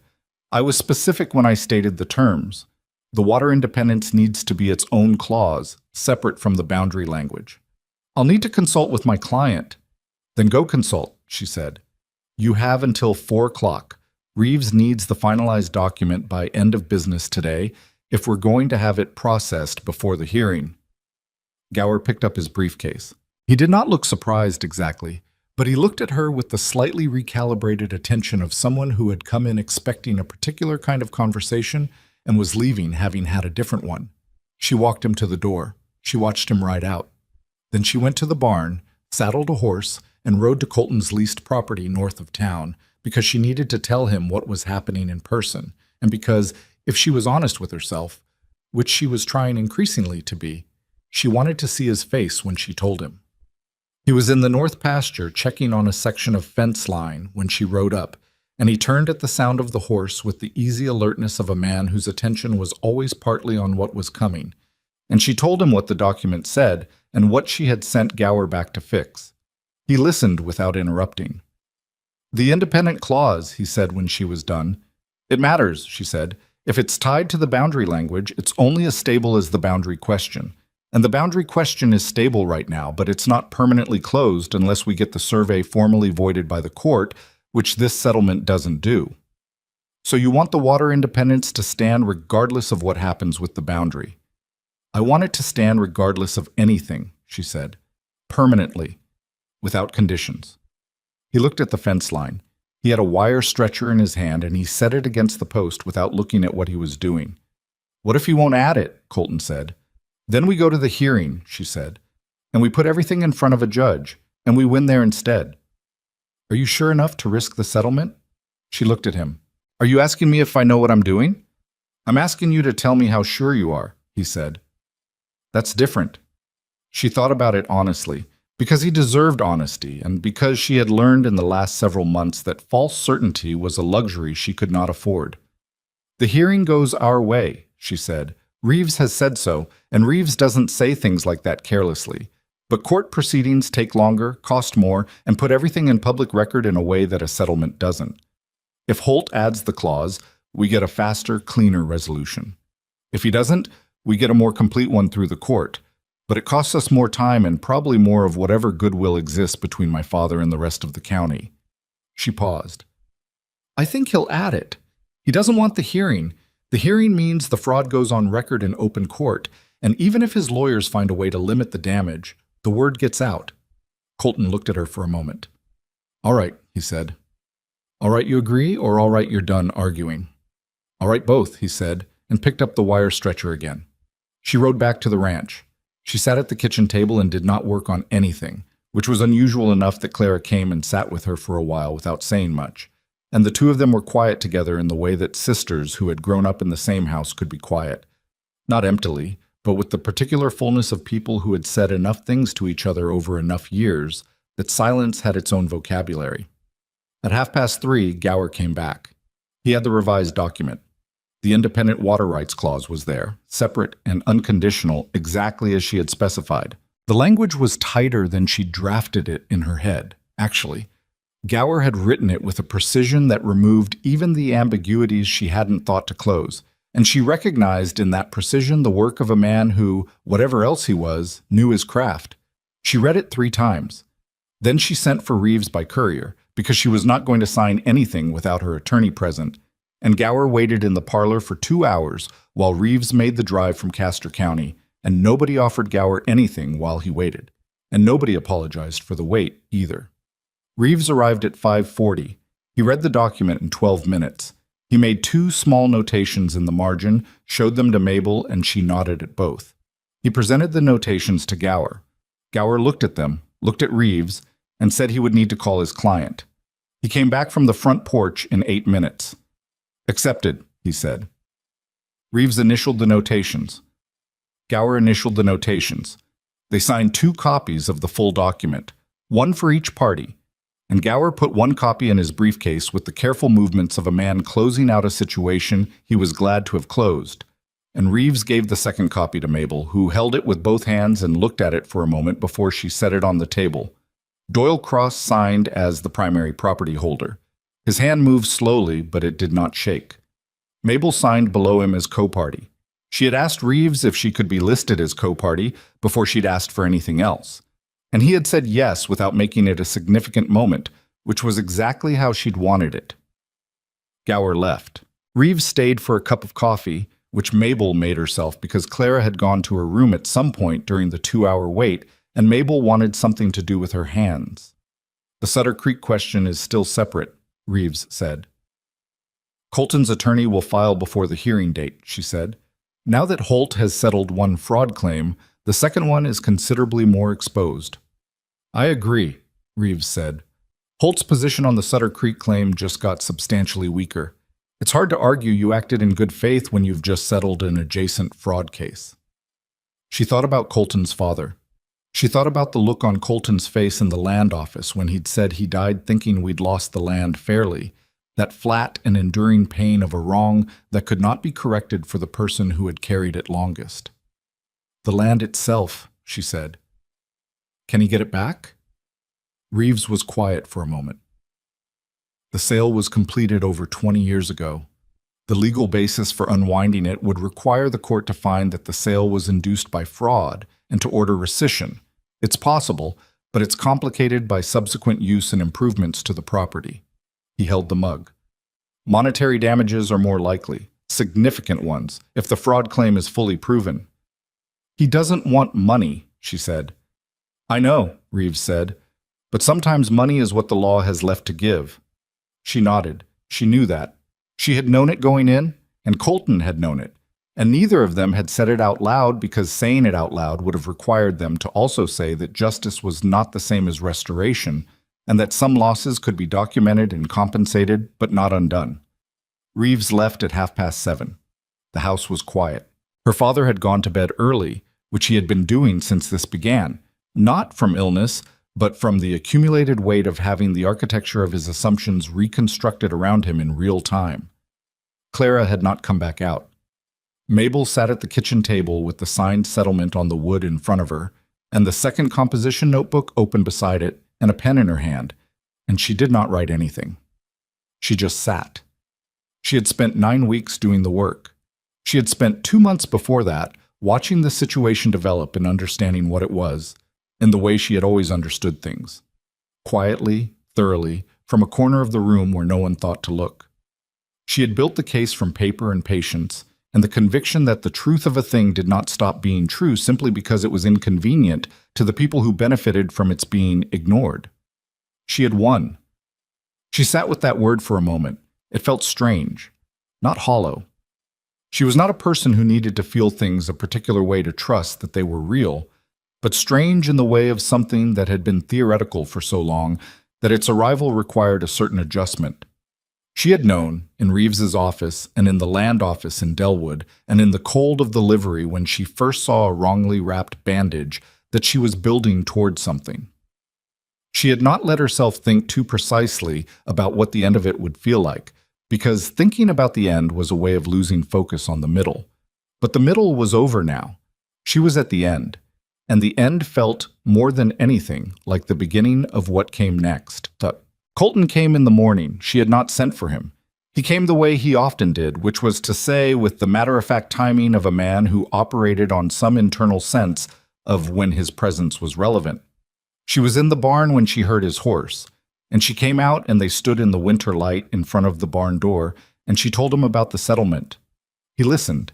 He nodded when she got to the water independence clause and said, "Good," which was the right thing to say because it was the thing that mattered most, and he knew it. "Reeves said the Sutter Creek claim is more exposed now," she said. "My attorney filed this morning," he said. "Before I rode over." He paused. "We'll know more in a few weeks, but Reeves is right. Settling one fraud claim doesn't help you defend the next one." She looked at him. "What do you want to happen with the Sutter Creek question?" He was quiet for a moment. He looked past her at the fence line that ran along the east side of the property, the one she had repaired herself in the dark months ago, the first repair of the season, the thing she had been doing before Warren Holt ever rode up and changed the character of the year. "I want it acknowledged," he said, "that it happened, that my father didn't lose that land because he was outmatched or unlucky. He lost it because someone lied." He looked back at her. "The money, whatever comes from the money, I'll figure out what to do with that. But I want the record to say what it actually says." She understood that. She understood it in the specific way of someone who had spent years being the person in the room who knew the most and was credited with knowing the least, and who understood that the act of correcting a record was not about pride, but about the simple, stubborn insistence that the true version of a thing deserved to exist. "It will say it," she said. He looked at her. "You're certain?" "The documents say it," she said. "We just have to make sure the right people read them." He was quiet for a moment. Then he said, "I've been thinking about the leased property." She waited. "The leaseholder wants to sell," he said. "He told me last week. He's going back east. Family situation. He's offering first refusal to me as the current tenant." He looked at the ground. "It's a good piece of land. The water's independent. The pasture holds up well. I've been watching it through a full winter season." "Are you going to buy it?" she said. "I don't know yet." He looked up. "I've been thinking about what it would take to make it viable long term. The operational question." She looked at him steadily. "I know cattle," he said. "I know land and water and weather. I don't know the books the way they need to be kept for a serious operation. I don't know how to read a water agreement or a land transfer document the way they need to be read." He paused. "You know all of it." The air between them was very still. "Are you asking me something?" she said. He met her eyes. "I'm saying that if two people who each have half the necessary skills built something together, they'd have all of them." "That's not a question," she said. "No," he said. "It's an observation. The question comes after the observation, if the observation is welcome." She looked at him. This man she had met in a livery over a wrongly wrapped bandage, who had sat across from her in a land office with a spread of documents between them and had asked her what she wanted to do rather than telling her what he thought she should do. Who had let her lead because it made sense for her to lead and had not needed to renegotiate his own sense of himself in order to do it. Who had said, "I need someone who will tell me when I'm wrong," and had meant it, and whom she had told wrong twice that she could remember, and who had listened both times. She was 31 years old, and she had spent the better part of those years being the person who kept things going and was not seen to be doing so. She had made peace with that, and the peace was real, but it had also cost her something she had not fully let herself name. "The observation is welcome," she said. Something shifted in his face. Not a performance, not a prepared expression, just the particular realignment of a person who has been braced for one outcome and received another. "Then I'll ask," he said. He asked. She said yes. She said it the way she said most things, directly, without decoration, and she meant it with the same completeness with which she had meant everything else she had done in the last 9 weeks. Not because she had run out of other options, not because it was practical, though it was practical, because she had watched this man work, and she had watched him listen, and she had watched him do the difficult thing without making it into a performance of difficulty. And she had decided, somewhere around the 3rd week of knowing him, that this was a person she could be entirely herself with, and that was rarer than anything she had been told to want. The wedding was in April, in the early spring, when the ground was still uncertain underfoot, but the air had the first genuine warmth in it after the long winter. It was a small gathering, a handful of neighbors, Felix from the land office, Ada Pruitt, who cried quietly and pretended she wasn't, and Reeves, who attended with the air of a man who regarded the whole thing as a satisfactory resolution to a complicated case. Doyle Cross walked his daughter to where Colton was standing and then stood back and looked at the ground for a while, the way men of his generation did when they were feeling something they didn't have language for. Mabel wore the same dress she owned that was most appropriate for a formal occasion. She had not bought a new one. Clara had offered, and Mabel had said she was fine, and Clara had given her a look that suggested the offer remained open, and Mabel had thanked her and remained fine. The moment that stayed with her was not the ceremony itself, but what came just after, when the small gathering was moving toward the Cross family's front porch, where Clara had set out food and coffee, and Doyle Cross found himself walking beside her rather than ahead of her, and he said, not looking at her, looking at the ground, the way he always said the real things, "I watched you this winter." She waited. "I've been watching you for 31 years, he said, "and I thought I knew what I was seeing." He stopped. He was quiet long enough that she thought he might have decided he was done. "I was seeing the wrong thing." It was not an apology. It was close to one. It was, she thought, the most honest thing he had said to her in recent memory, and she understood that it was costing him something to say it, and she understood also that it was not enough to correct for 31 years of the alternative, and both of those things were true at the same time, and that was simply how it was. "I know, Dad," she said. He nodded. They walked on. She did not need him to have done it differently. She had stopped needing that a long time ago. What she needed, what she had built, methodically, with her own hands and her own notebook and her own refusal to let a false document stand unchallenged, was independent of what he had or hadn't given her. She had learned that you did not wait for someone to recognize your capacity before you used it. You used it.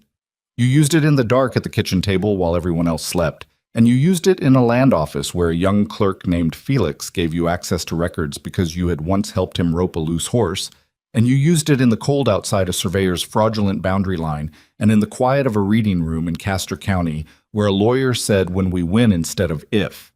You used what you had because you had it, whether or not anyone was watching.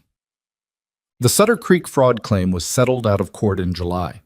It took longer than the water rights case. Holt had more fight in him on the Sutter Creek question, partly because the land sale was more complex to unwind, and partly because he had spent the intervening months trying to find a way through the evidence that didn't exist. His attorneys filed 3 motions and 2 challenges to document authentication. Every one of them was answered.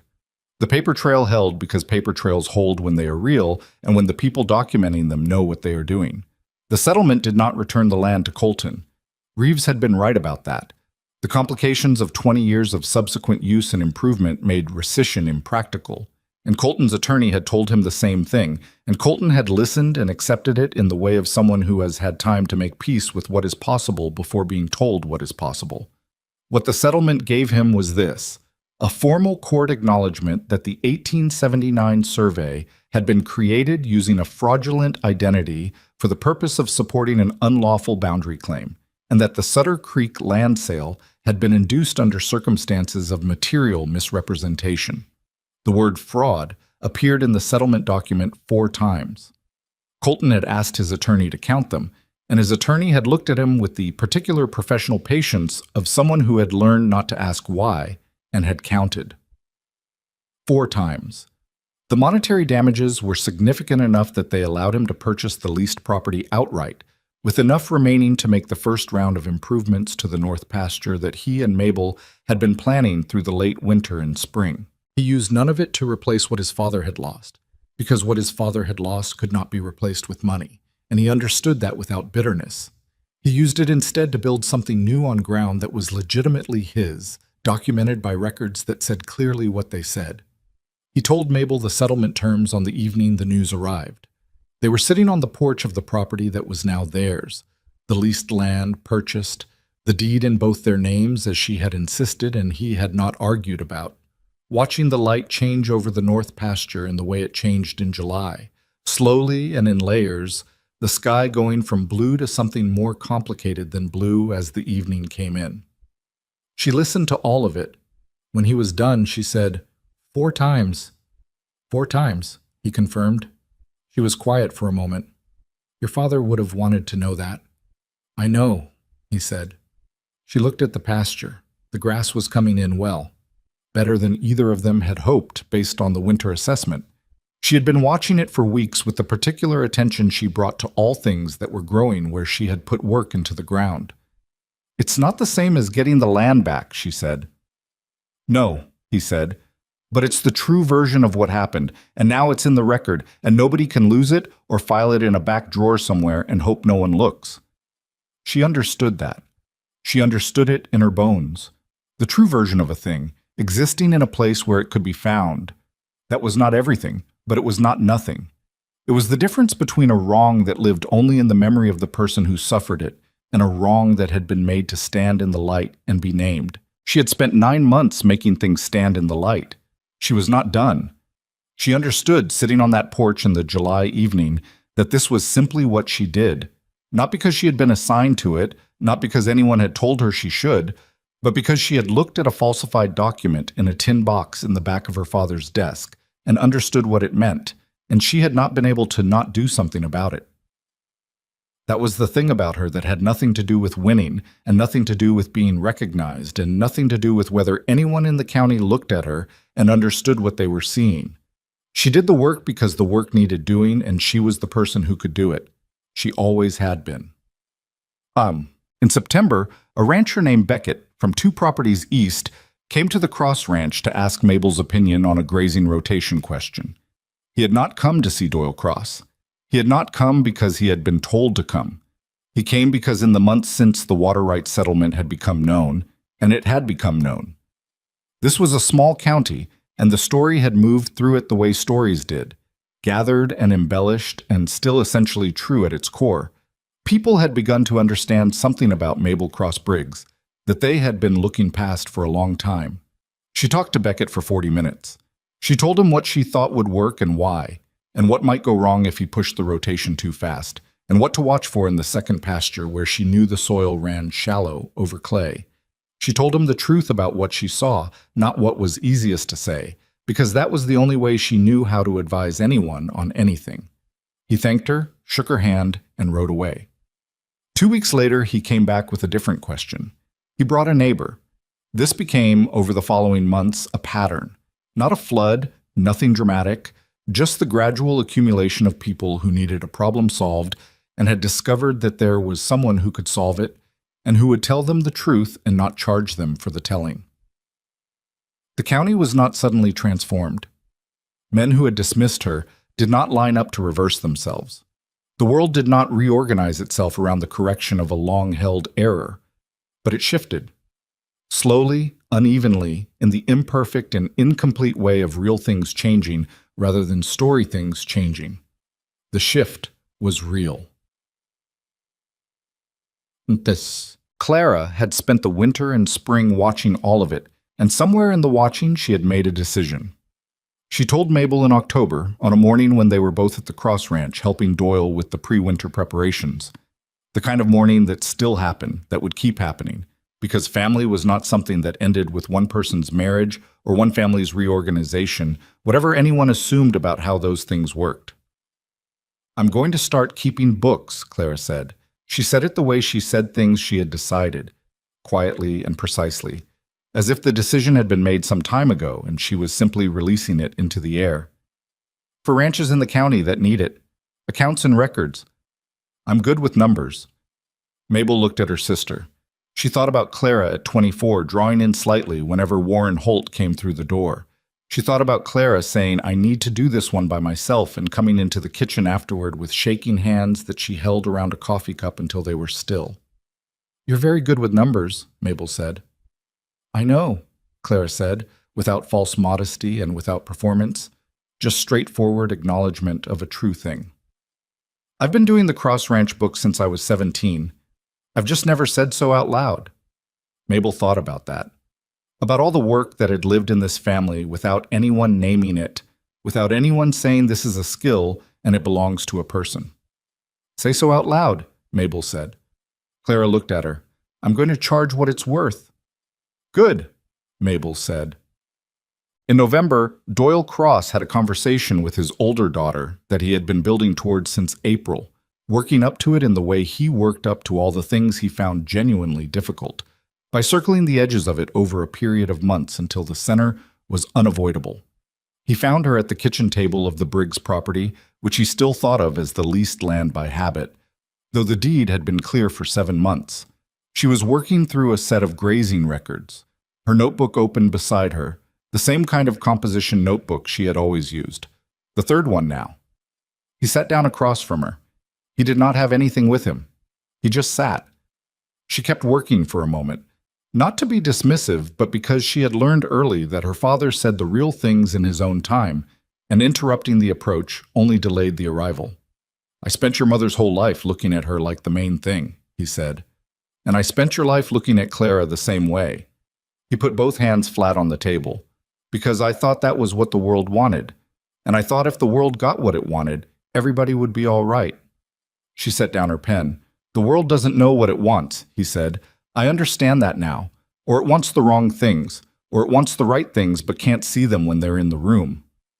She looked at her father. He was 63 and looked older than that this year, the way a difficult year aged people beyond its actual length. But there was something in his face that had not been there before September. A directness, a willingness to hold her gaze without finding somewhere else to look. "I'm not asking you to forgive me," he said. "I know you well enough to know that's not how you work." "I'm not angry at you," she said, because it was true. "I know," he said. "That's almost worse." He looked at the table. "You never stopped. You never became a different person because of what I missed. You were just always who you were, whether I was paying attention or not." She thought about the kitchen table and the lantern and the composition notebook and the first cold night she had sat down to understand a water agreement that a man had assumed she would not read.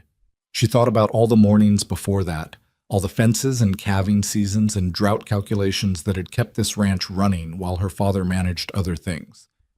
"I'm who I am because of what I did," she said. "Not because of what anyone gave me or didn't give me. It doesn't mean I didn't want it to be different. It means I didn't wait for it to be." He looked at her. "You're harder than I raised you to be." "You didn't raise me to be anything in particular," she said, without cruelty but without softening. "I raised myself. You were busy." He flinched. She did not take it back, but she also reached across the table and put her hand over one of his, briefly, the way you touch someone to let them know the conversation was not a war. "We're all right, Dad," she said. "You and me. We're all right." He looked down at her hand and then up at her face, and he nodded, and she could see that he believed her, which meant she had said the true thing again. The North Pasture came in strong the following spring. Mabel and Colton walked it together in the early morning of a May day that had not yet decided how warm it was going to be, moving through the new grass with the steady attention of two people who had invested something real in a piece of ground and wanted to see what it was giving back. The cattle were doing well. The water source was clean and running independent of anything connected to the Double H, which was what she had made sure of in October when the Briggs property deed had been finalized and the water rights attached to it had been confirmed separately.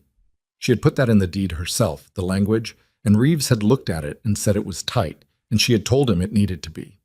She walked beside Colton through the morning grass and thought about 9 months ago, about the composition notebook and the tin box and the name Thomas E. Garfield, about the quiet discovery that a lie could sit for 46 years in a public record if nobody thought to look, about what it had taken to look.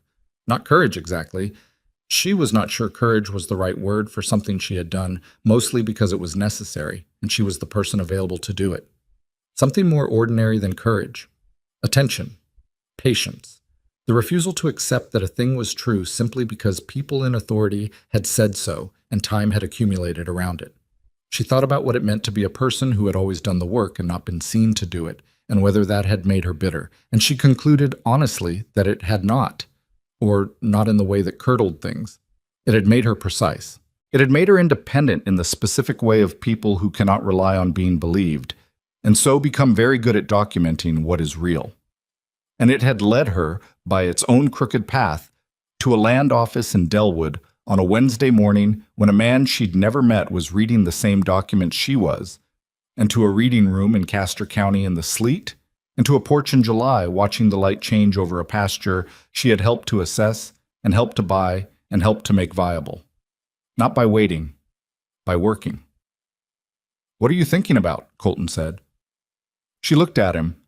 He was watching a small section of the fence line at the north end of the pasture with the focused, practical attention he brought to things that were physical and real. "The fence at the north end is going to need attention before fall," she said. He looked at it. "I know, post is soft. Third one from the cottonwood. It's been leaning since February." He was quiet for a moment. "I'll fix it this week." "I'll help," she said. He looked at her, and she looked at him. And they were standing in the new grass of a May morning on ground that was legitimately theirs, documented and clear, and the fence needed work and the cattle were doing well, and there was a notebook on the kitchen table with a new section started, the grazing rotation records for the coming season, and all of it was ordinary, and all of it was in the specific and unglamorous and completely real way of things that had been built rather than received, exactly what she had made it. There were things she had not gotten, she knew that. There were years she had worked without acknowledgement and problems she had solved while someone else took credit, and a father who had spent a long time looking in the wrong direction. There was a mother she barely remembered, and a youth that had been mostly labor, and a whole architecture of assumptions about what a woman like her deserved that she had dismantled quietly and at considerable cost without anyone witnessing the demolition. She carried all of it. She was not free of it. Anyone who told you that doing the hard thing meant the old wounds healed clean was telling you a comfortable story that was not quite true. And she had no use for comfortable stories. But she was standing in the morning grass beside a man who asked her what she wanted and listened to the answer on land they had built a claim to together, with work she had done honestly and documents that said what they said and a record that would not be easily falsified again. With a sister who was charging what she was worth for work she was very good at. With a father who was trying, imperfectly and late, to look at the right things. It was not everything, it was real.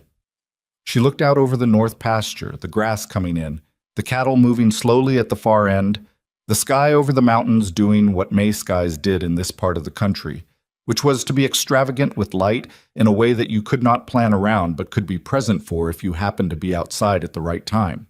She had always been someone who noticed what was true. She noticed this. Mabel and Colton walked it together in the early morning of a May day that had not yet decided how warm it was going to be, moving through the new grass with the steady attention of two people who had invested something real in a piece of ground and wanted to see what it was giving back. The cattle were doing well. The water source was clean and running independent of anything connected to the Double H, which was what she had made sure of in October when the Briggs property deed had been finalized and the water rights attached to it had been confirmed separately. She had put that in the deed herself, the language, and Reeves had looked at it and said it was tight, and she had told him it needed to be. She walked beside Colton through the morning grass and thought about 9 months ago, about the composition notebook and the tin box and the name Thomas E. Garfield, about the quiet discovery that a lie could sit for 46 years in a public record if nobody thought to look, about what it had taken to look. Not courage exactly.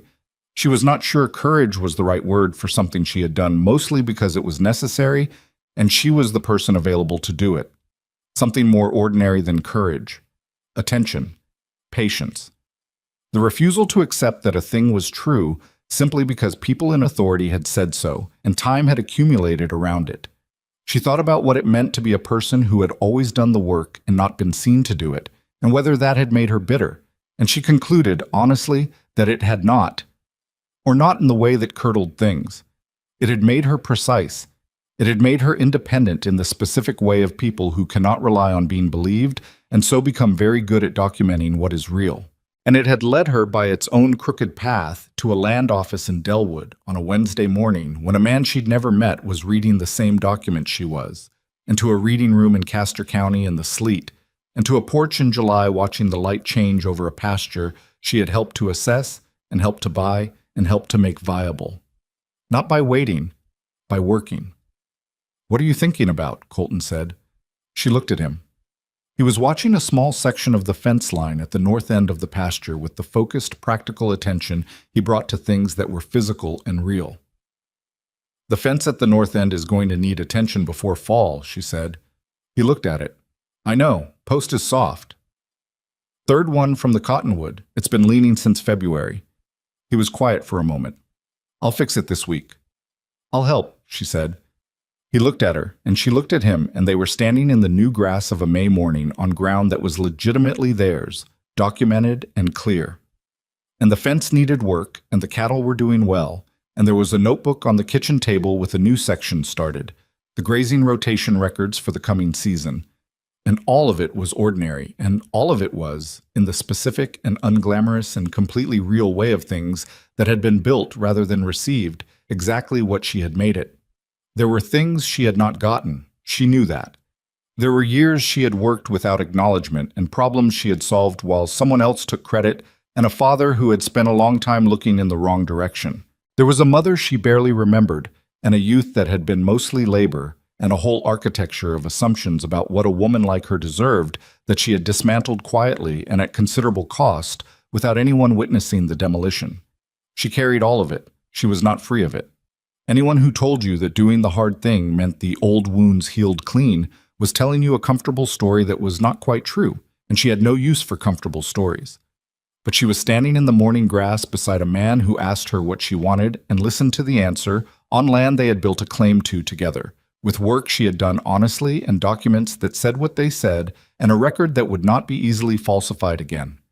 With a sister who was charging what she was worth for work she was very good at. With a father who was trying, imperfectly and late, to look at the right things. It was not everything. It was real. She looked out over the north pasture, the grass coming in, the cattle moving slowly at the far end, the sky over the mountains doing what May skies did in this part of the country, which was to be extravagant with light in a way that you could not plan around but could be present for if you happened to be outside at the right time.